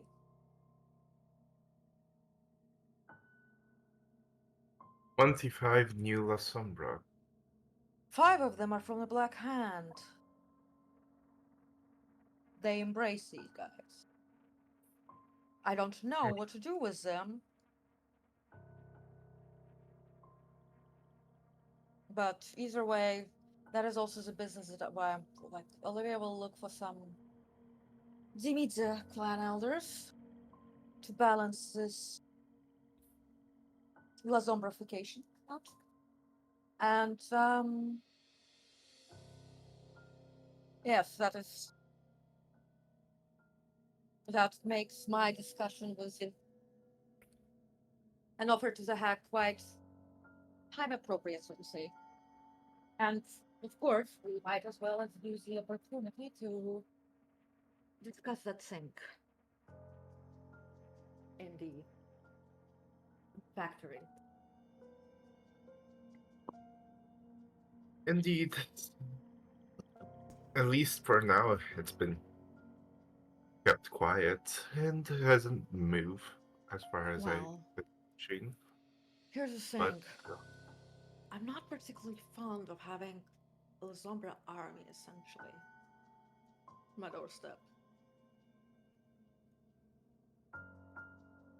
well, shouldn't you let Jack deal with it? It is his blood, after all. It's a black hand, alright? 5 of them. The other.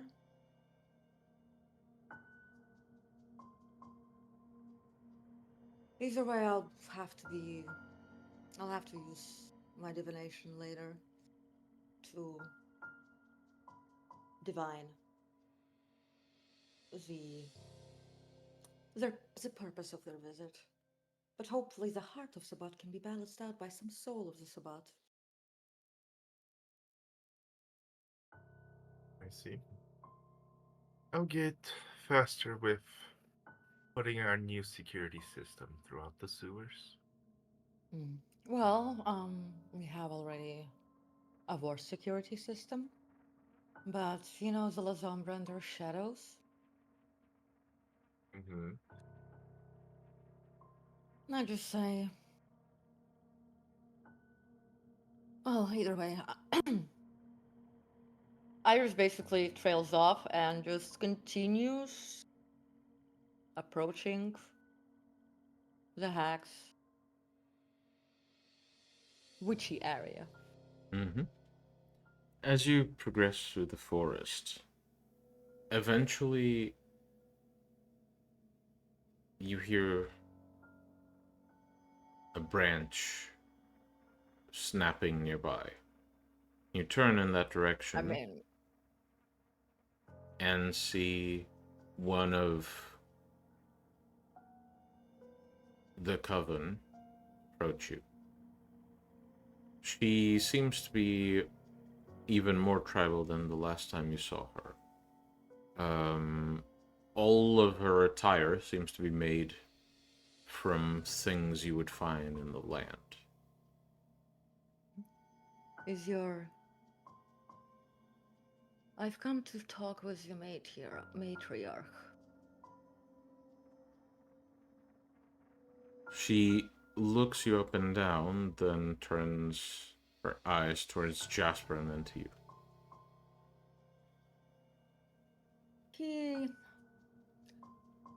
We have recently discovered another interesting spirit, something, and given your matriarch's speciality and his need for a spirit that doesn't serve nature, so to say, we wanted to have her to see whether she would be able to let us know if anything. There's a corruption spreading into the land north of us. I saw something there, but both of us weren't able to discern what it is. She seems to ponder for a bit, then begins to walk to the side slightly. And as she passes behind a tree, you see what comes out at the other side is a small fox, which looks to you and then turns deeper into the forest and begins running in.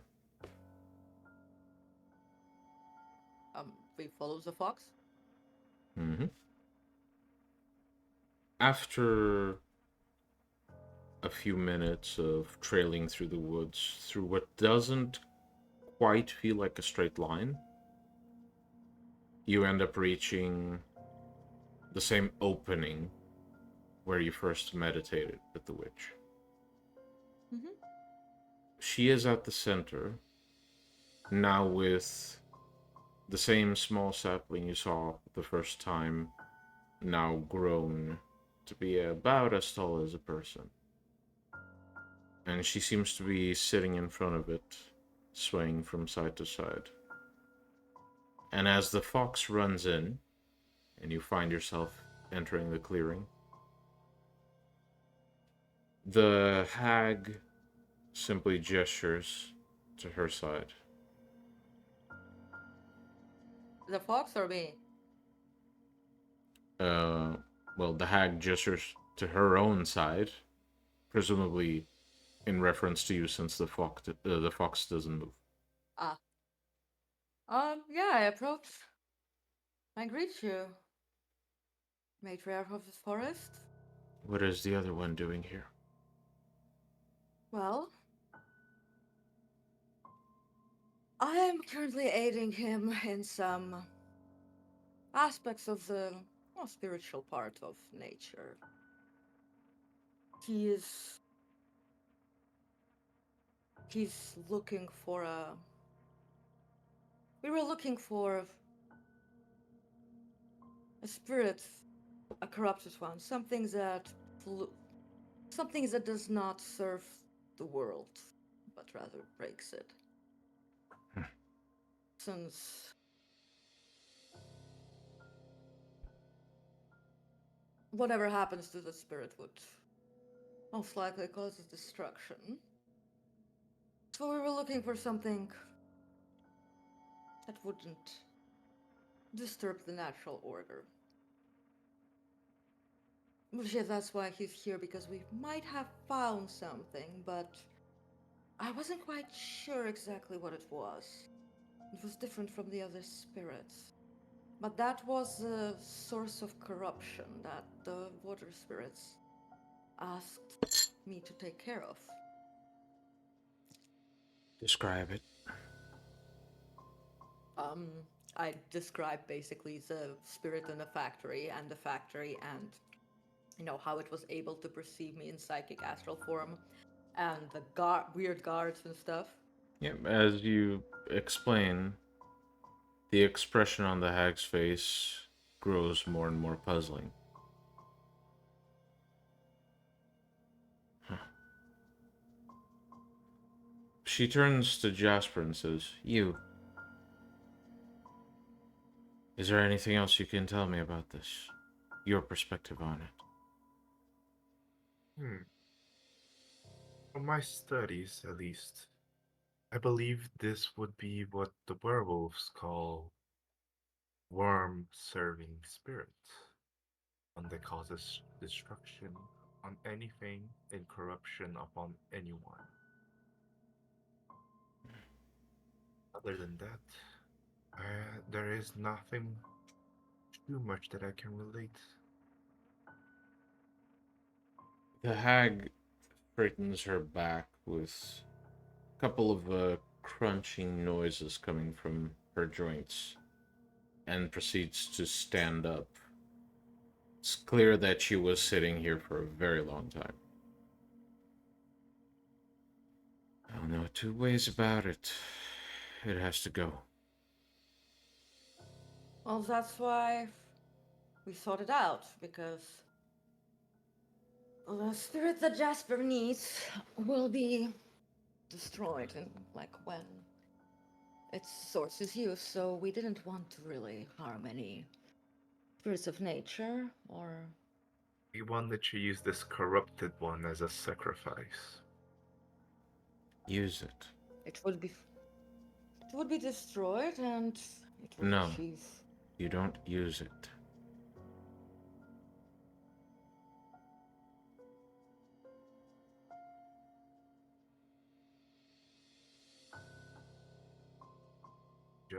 Jasper looks puzzled. So does Iris. Whatever it is, it's contained now.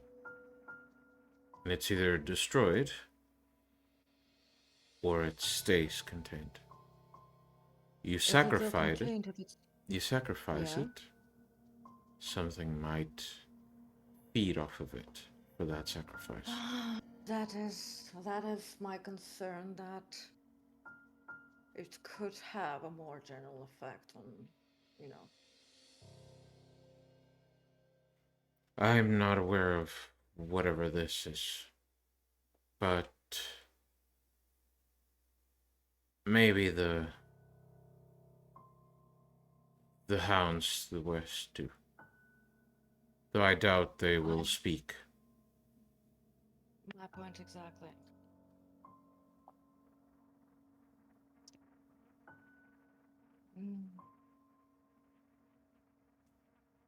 Well, then I suppose it's an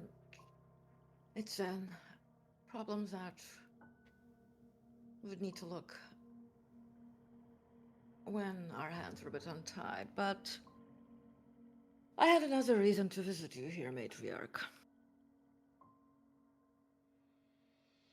I was wondering if any of your coven, and you, through them, would be willing to consider expanding your influence, so to say. I seem to have received a number of unwelcome Catholic guests, 25 in total. The hag sort of leans back, and you see her spit on the ground. My point exactly. Why not cast them away? Well, there's a Black Hand, and Your the point. Code of Milan, the Black Hand, search the regions of Sabbat, and they usually perform very important missions, secret missions for the sword. Unless they violate the code. By the law, I cannot expunge them. Now, my partner is going to be... I thought the point of this sect was freedom. Yes, but as its leader, I am still... No. They're free to stay here as long as they serve the war against the Camarilla, Ancients, whatever else. And let's just say that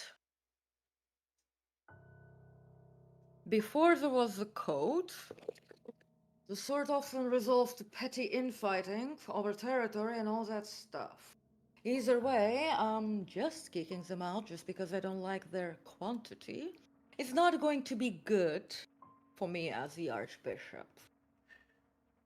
You exert your rules as you wish.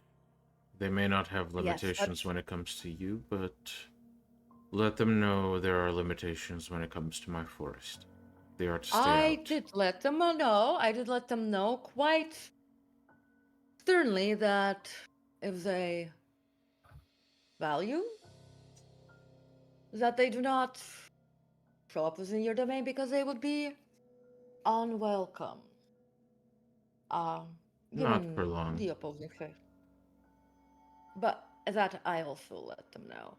But what I wanted to suggest to you, so that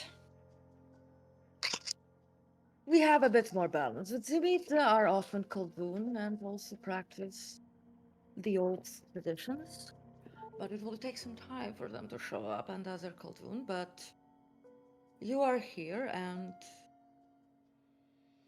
you could extend your influence, and your girls would be excellent pack priests to oppose that Catholic dogma that I don't like when it spreads too much in the sword. After all, our roots and traditions come from paganism, and they should be remembered. So what's your I suggestion? Well, you could embrace some younger fledglings for your girls to guide, or I could organize a death house trial with other fledglings that, like, let the best survive, horrifying trials, and whoever survives could basically become the pack under the control of your child as pack priests and Duktai. They would be more Embraces than... will require offerings. The same as last time. Of course, not a problem. How many? One per. One and one offering and one mortal, right? Very well. So,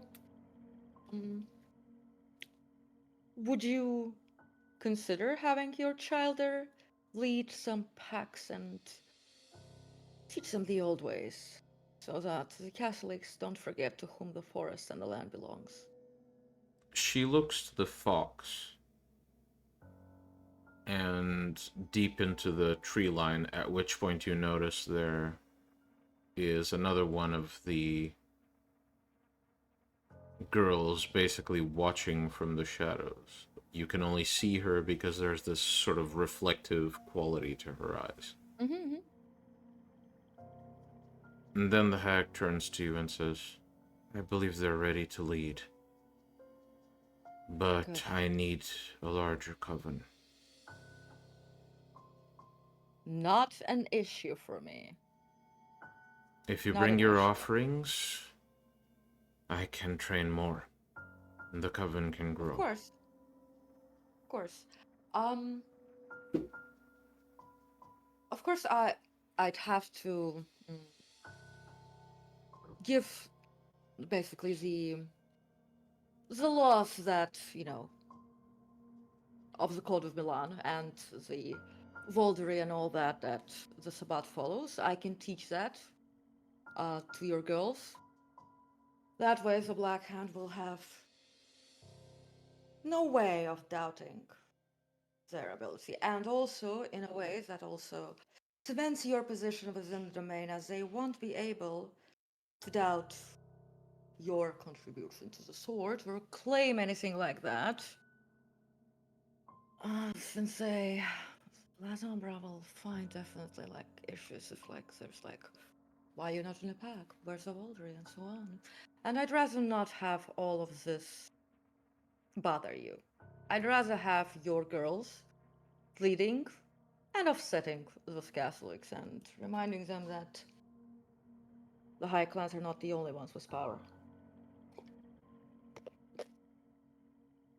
Yeah. Apply the code as you wish, but the coven is not bound by rules like this. Just when you're, what I just don't want your childer to get into any trouble when they're leading their pack, when they're expanding influence. They won't. Because as long as they follow the code and make sure that others follow, there's nothing others can do. They can certainly try to challenge them, but given your power and skills, I'm sure they're quite good warriors.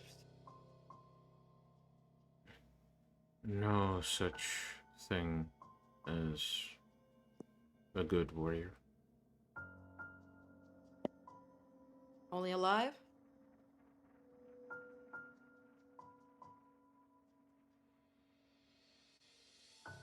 Do you have any other business? No. Then why bring this one along? Well, it is his project. I'd rather not have.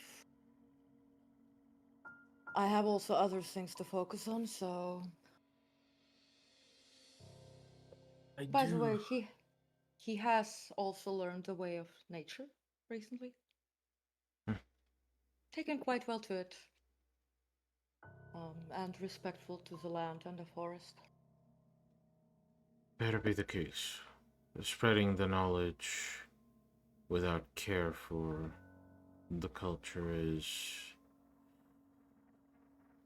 grounds for this alliance to break.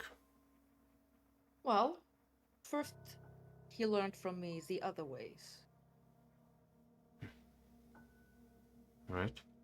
And he learned it within my lands, my initial forest.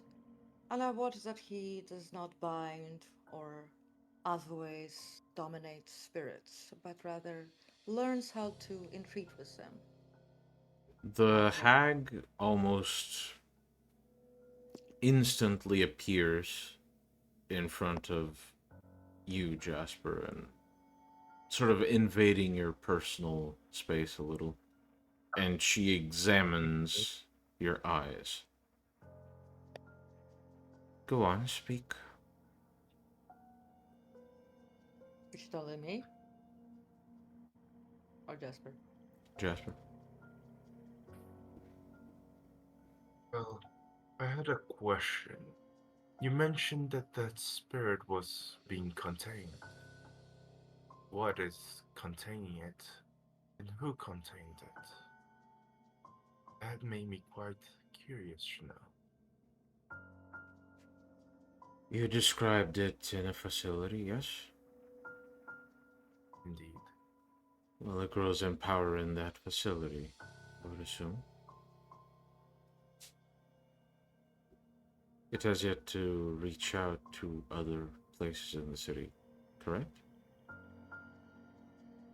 Correct. It has no reason to leap. Therefore, it's contained by its own desire.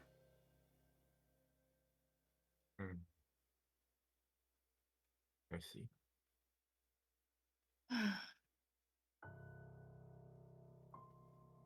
So, how do we get rid of it then?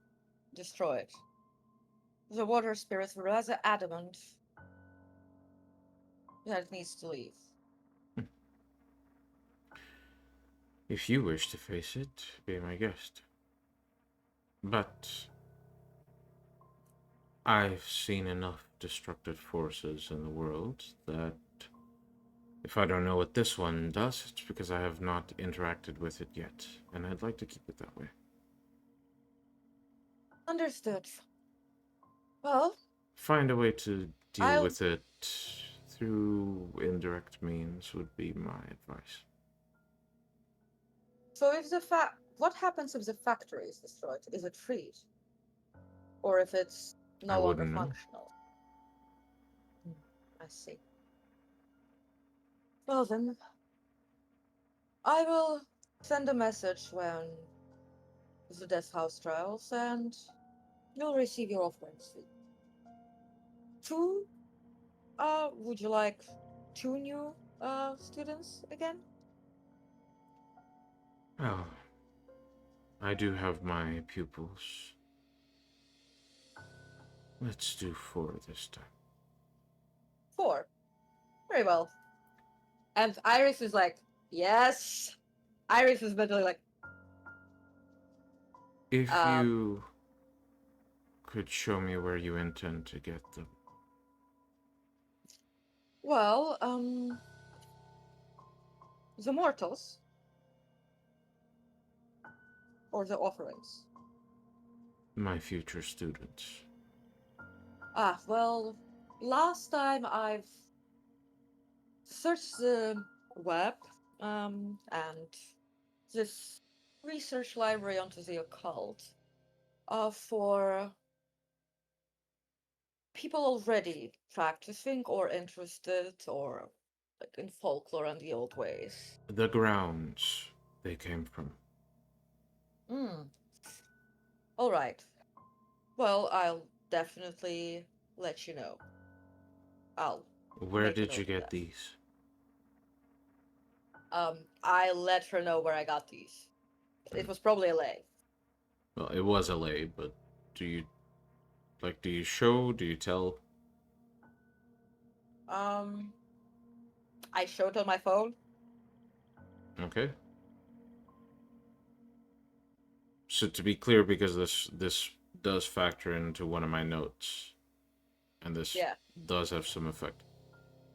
You are using your phone to show, not your folded map. Well, to be fair, I guess the hack probably is not fond of tech or shit like that. She'd take out the map. Okay. Small note. What? Roll me a perception and alertness to see if you can react beforehand. Can I roll as 1, well? 2, 3, 4, 5, 6 successes. Okay. Jasper, if you wish, you may.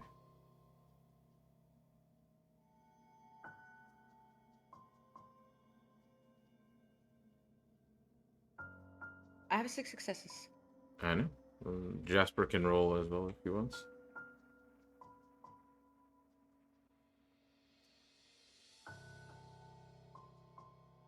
Yeah, no successes. Okay. So, Iris, I'm gonna send you the image of what you see when you first unfold the map. And you catch this before you turn it towards the hag. This is what the inside of the map looks like. I was just like, fucking Malkov.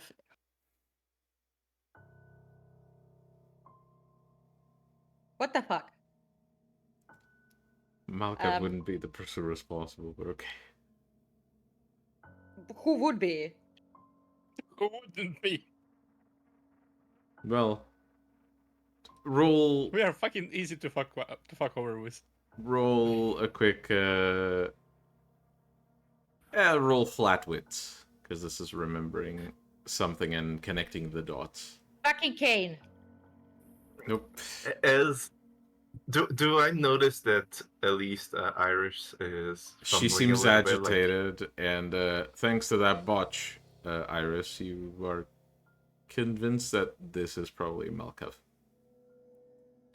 As Jasper noticed that she's agitated, he looks to the hag. Also, why would it be wits and not intelligence? Because Iris would be using not her wits, but rather like her power. Sure, let's do intelligence. Go on.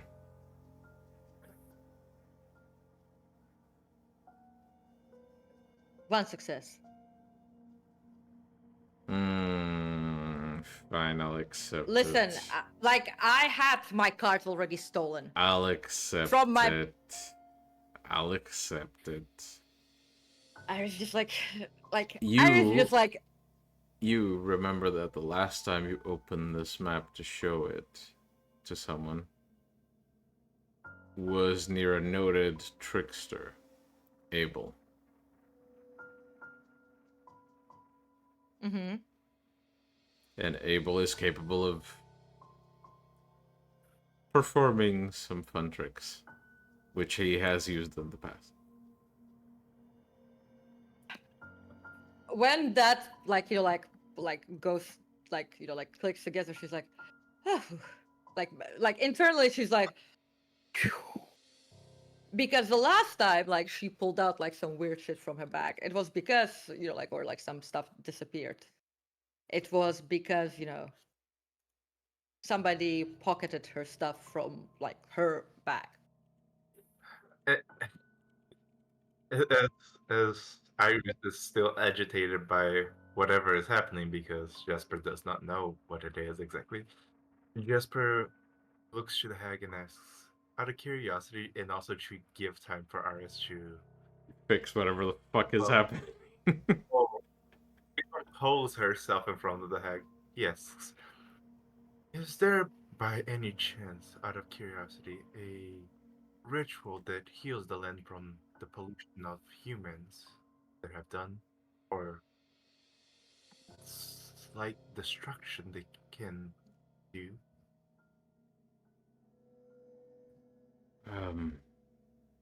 There is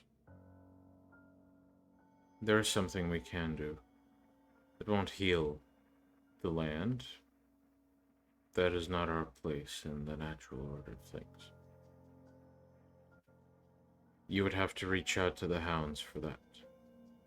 What we can do is make sure the land can heal itself in the coming decades. I do not know how to perform this, but there are ways of changing the land. I will research, and if I find a solution,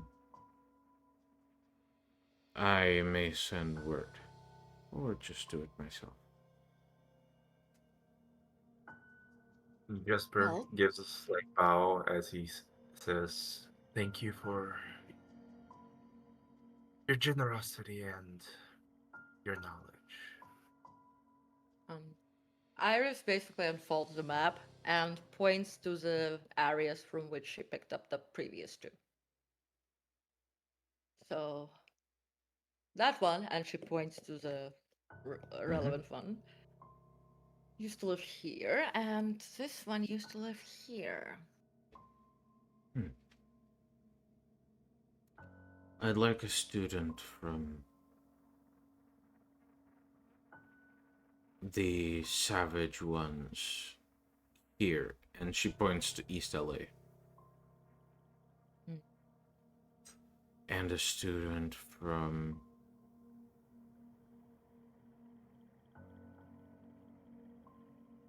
the Outcasts from here. And she points to the south of downtown. Mhm. The other two I'll leave to your own luck, Very well. instinct, whatever you wish. Very well.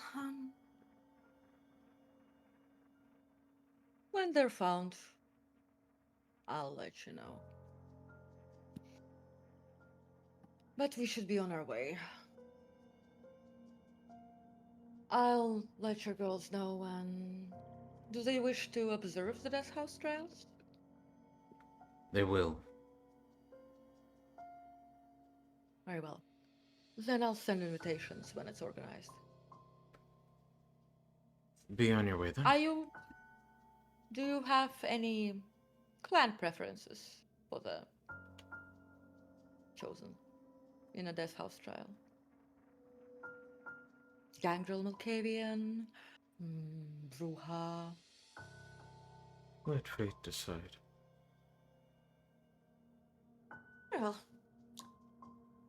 Well then, we'll be on our way, and Iris is basically going to. Since this is still within Santa Monica, or is it now within Griffith Park? This is within Griffith Park. This is within Griffith Park. It's the same spot as Yeah, before. basically. In fact, it's outside of what you consider part of the Santa Monica domain.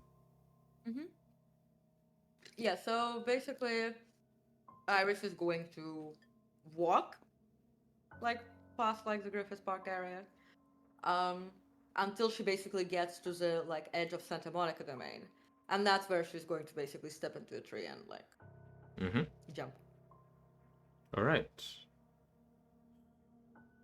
And as Jasper and Iris tend to their own thing, we will now jump to Jack as he seems to be returning to one of his owned properties to deal with some business with his ghoul. Jack, as you go inside the building and expect to enter the address where your ghoul awaits you, you open the door to see him sitting quite nervously, and to the opposite of him, on the couch, sits a man who seems to have made himself comfortable, who you don't recognize, apart from the fact that he is definitely Cainite.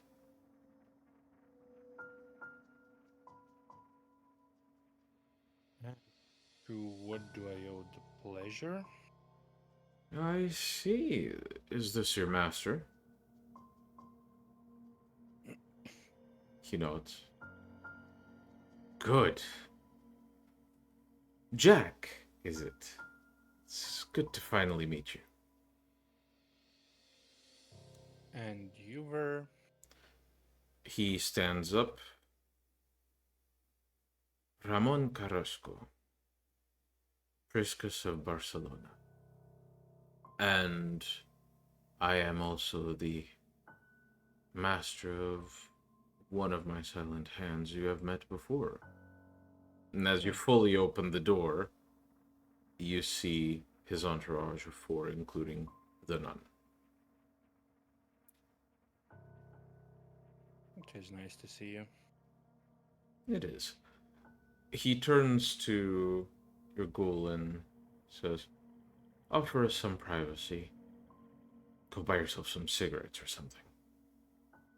And without question, he just bolts out of the room.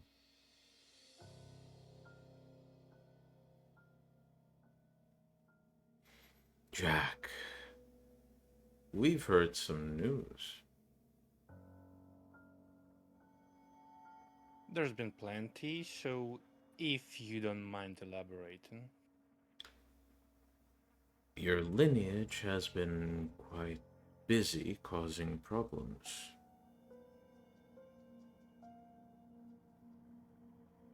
That happened, yes. First things first. It is in...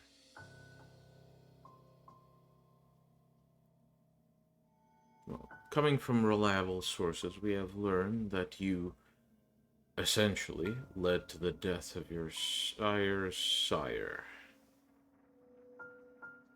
Wayland. I wouldn't put it that way.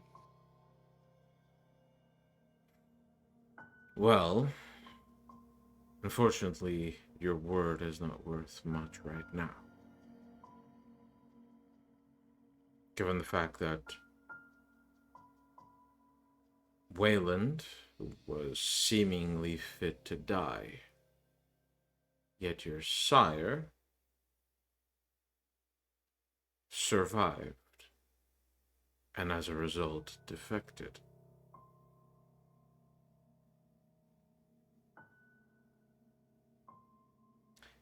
I understand you are the tip of a very flimsy branch.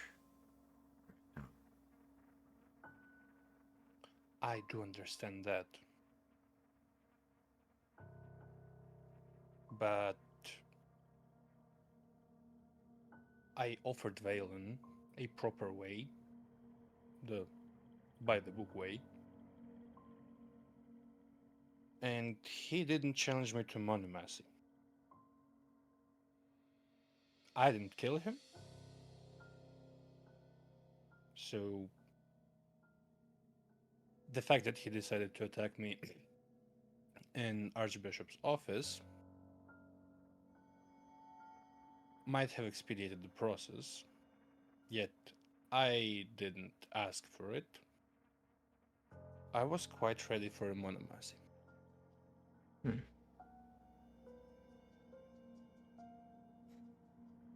Well, if that is true,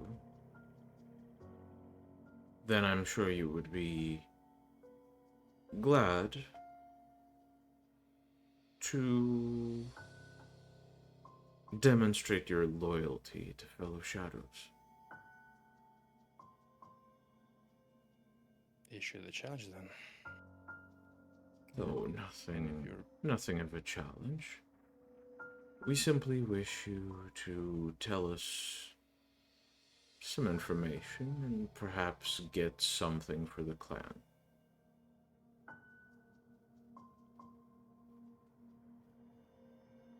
Depends on the information you seek. I might simply not know it. We are aware that there are two La Sombra officially as part of this domain. You and one who calls himself Father Isaac. Yes.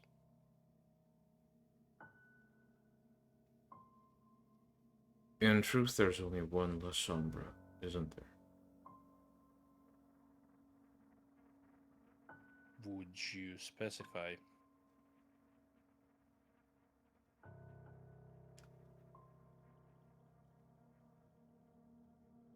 Allow me to rephrase it. And his demeanor changes visibly.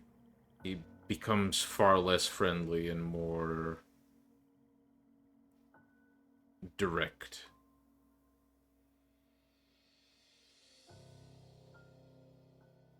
Why do you tolerate the presence of someone who converts with demons?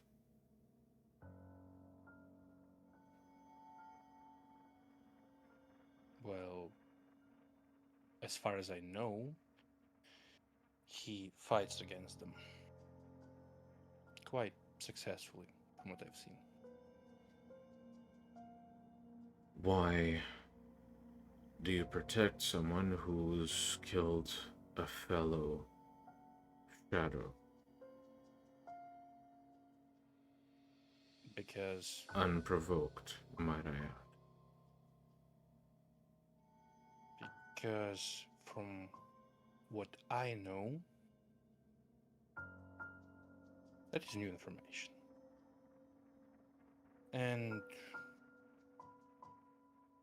again, we do have even more institutionalized ways of dealing with that. Do we not? He might have made some mistakes, might have not. But there is Code of Milan, and there's the Court of Shadows. Both are meant to, stop us from being animals.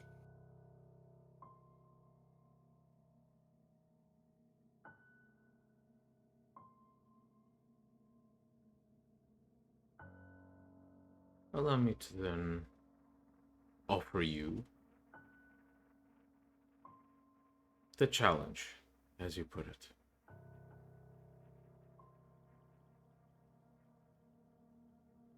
Isaac needs to pay for his crime. That said, he need not die. He only needs to become loyal to us. Specifically to us. Ensure his loyalty, and the clan will consider you an ally.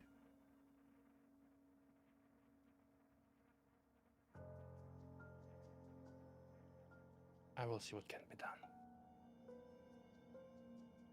Careful, Jack. We don't deal well with failure.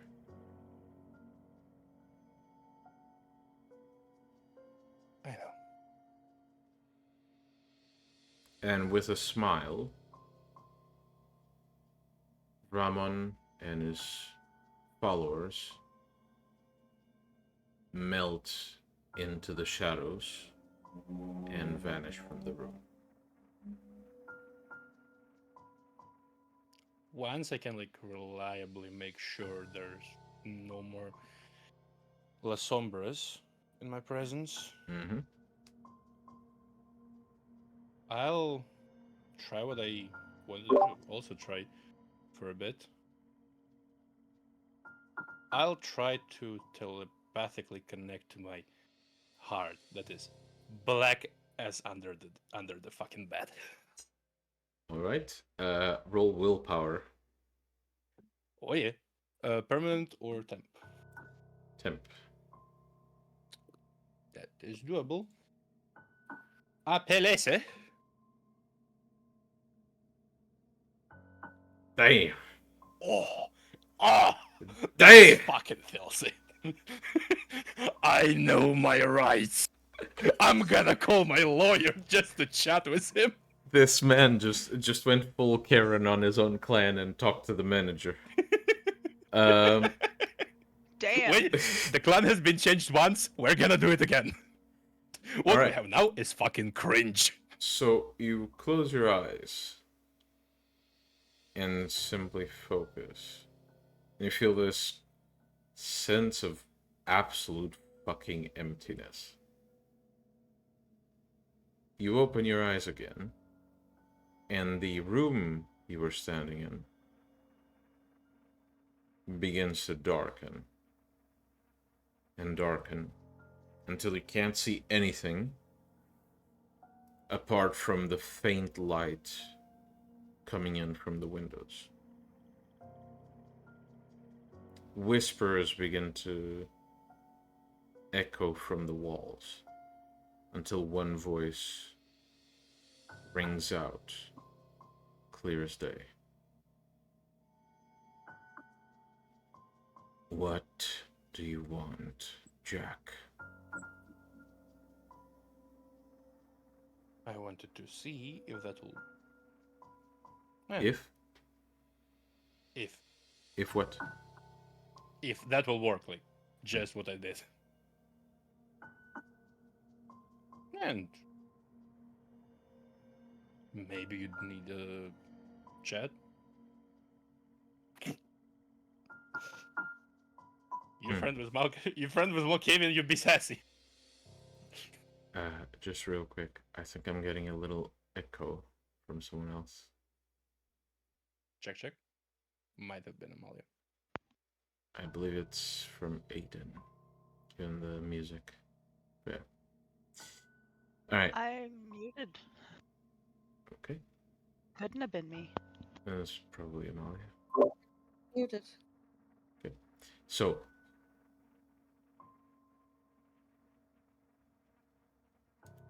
you say that to the shadows. Mm-hmm.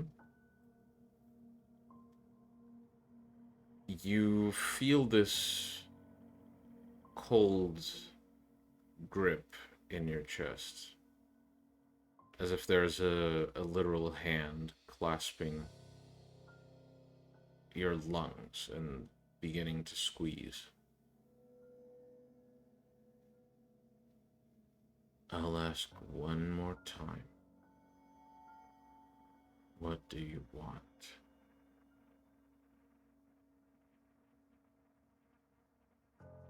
I don't really need anything from you. I wanted to see if that will work. If I'm bothering, I should leave.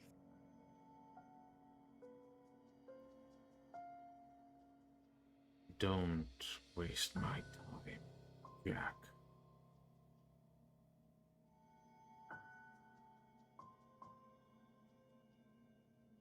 Oh, your mic didn't pick that up. Wouldn't dream about it. Yeah, and as you say that, and the shadows pull back, can you roll stamina for me, please? Yeah. It'd be puny. Proceed to roll all 10s. It's a 9. Okay. So you can take 2 bashing. Yeah. Halved, so 1. Yeah. As you feel this sort of almost this desire to cough and clear your lungs. And as you breathe, you can sense that your lungs are oddly cold, and every breath sort of feels like it's crackling a little.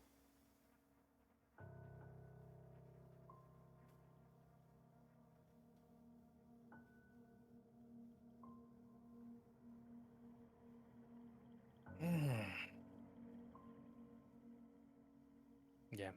I'll take back the phone. Iris was messaging about Ramon. And I'll respond like, what's You the can info? Or I can call, yeah. You're gonna call Aiden? Iris. Oh, Iris. Okay. just put me on camera right now. I'm already okay. out of makeup. Sorry.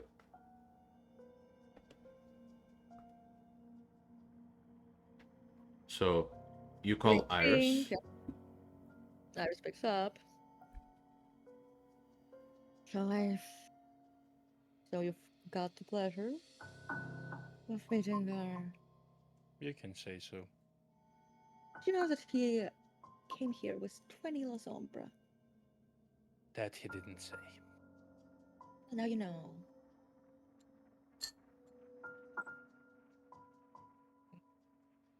So what is... And oh, they itsy bitsy tiny task. Just make Isaac loyal to them. He need not die because he apparently killed some stuffy fucking La Sombra. Sorry. You told me about that conversation. Didn't Isaac say that that happened while he was in the Camarilla? Yeah. He was in the Camarilla. Yeah. So he deflected back to us. No. He was originally from the Camarilla. Yes. He defected to the Sabbat, Yes. As far as I know, he He's true Sabbat, no, I believe. not that. As far as I know, he defected specifically because his sire was a demon worshipping monster, and he took offense to that, or something along the lines. Either way, how can one demand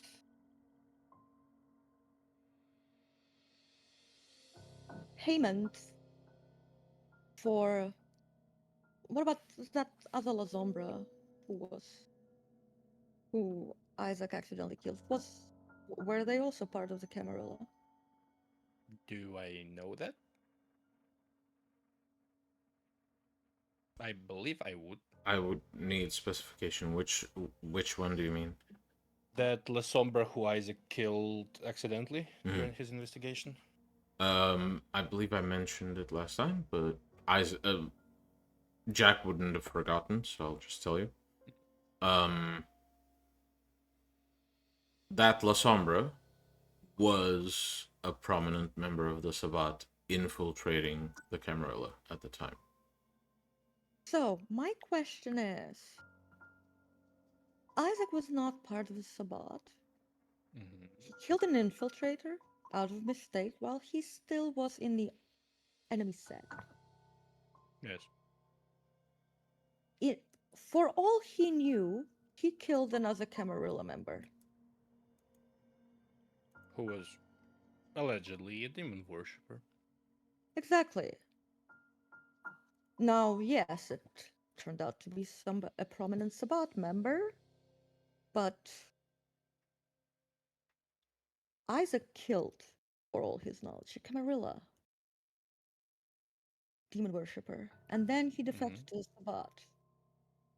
As far as I know, he was on the enemy side. He came to this side, and he served the sword loyally and faithfully. Yes. How can you hold him accountable for something that any who has ever defected, and your clan does like to do that, for anyone who has defected from before gained the true Sabbat title officially, how can you hold them accountable for what they considered fair warfare, especially if it was somebody within the tower for all they knew? Nobody said Priscus can't be full of shit.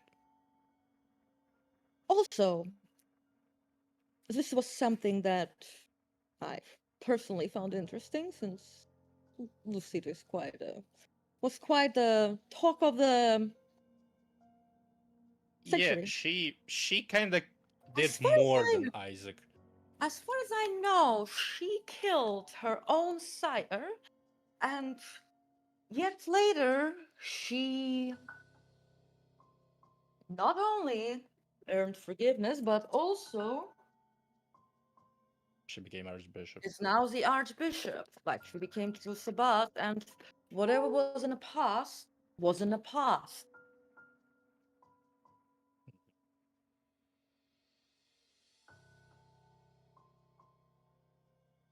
So makes her the minority in the clan. Well, Jack, not that, but make a quick int in politics, please. That I can can I do. make a roll? Unfortunately, this is something that's specific to Jack and That is his La knowledge Sombra of knowledge. La Sombra shit. Dos. So, the way the Amnesia Noctis works, it's not common, but it's when you make yourself a legend within that group, it's not because you did something good for the sect particularly. because you established yourself by yourself, with no help of anyone else. It's very much a self-made thing when that happens. There are certain types of reputation that you can build up. If Ramon is this invested in this particular event, odds are it's not because the clan has much to do with it, or the event itself has much to do with it. In fact, by all means, he should not care about this, and yet he seems to.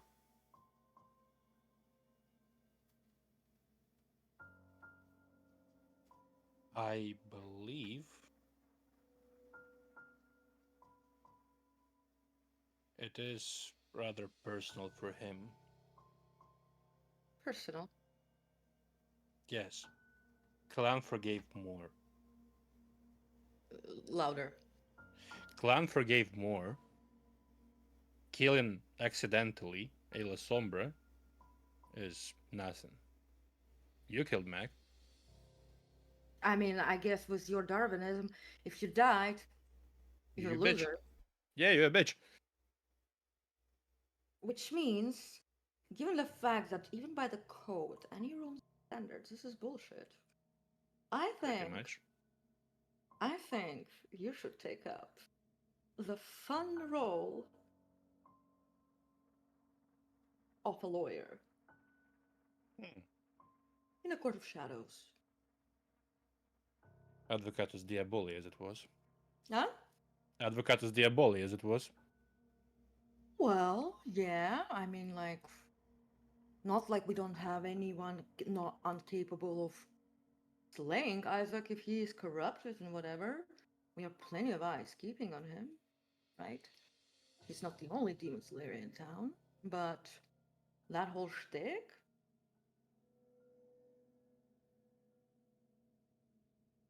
I mean, correct me if I'm wrong, but Ramon is pulling very much clan bullshit, even though he's supposed to be neutral given the fact that he's in a black hand. That pretty much actually is very much against black hand,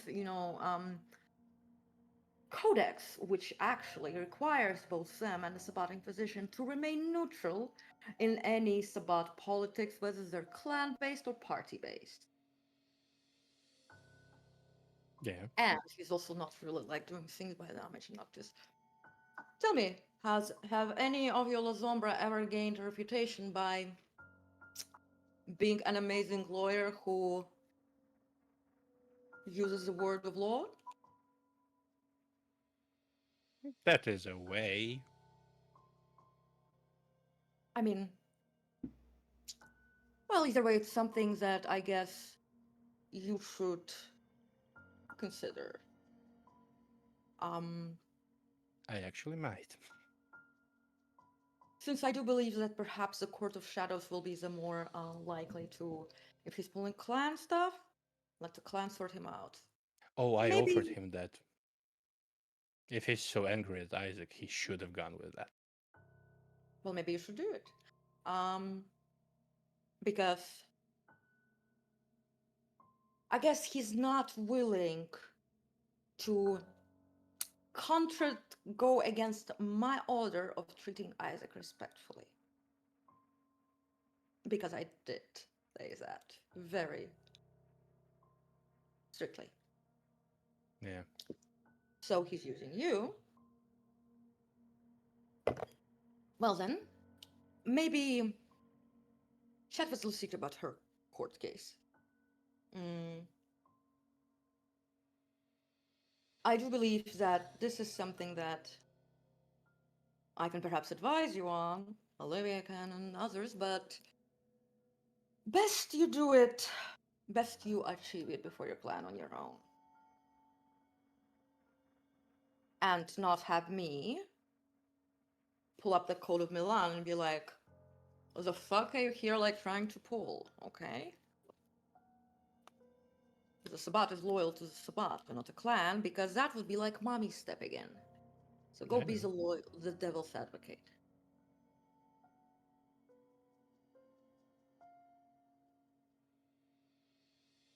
Well then, Just get let's all the pray laws. there might be in a little library some book on the Sombra Oh, laws. well, definitely. Check it out. Don't forget the laws of Sabbat and so on. After all, you die, you're a loser, isn't it? And if that prominent Sabbat member died because of a neonate, He's a bitch. he's a bitch. All right. Right then, I'll leave you to the readings. I'm Okay. currently. I will be.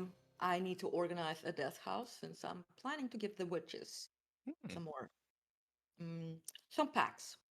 You know, to offset the castle extent of my forest lands. Yeah. No offense to you, but Oh no! Fuck that shit. excellent. Either way, Olivier will be inviting some Timidze to like balance out the heart of the Sabbat with some soul. We need more Could provide Malkavians. enough distraction for you to prepare your case. We need more Malkavians too. Hmm? We need more Malkavians. I'm too. My fledglings will be too powerful and too tasty. Invite more Malkavians. I'll see. Either way, I have some schlachter to fix. So, Have a nice evening then. and Iris basically hangs up. Yep. Right, Jack. As you hang the phone and you ponder your next step, your phone buzzes. You seem to have received a text. Let's see. You pop it open. It's from Isaac. Mhm. And Mm. the text simply says, "We need to talk." And that is where we will end tonight's session. All right. I hope you guys enjoyed. We'll be back next week with the next episode. If you did enjoy, please subscribe to both our Twitch and our YouTube. Check YouTube because we have a backlog of previous episodes there if you want to catch up. And we'll see you next week for the next episode of Beyond Armageddon. Yeah. Bye bye. Bye.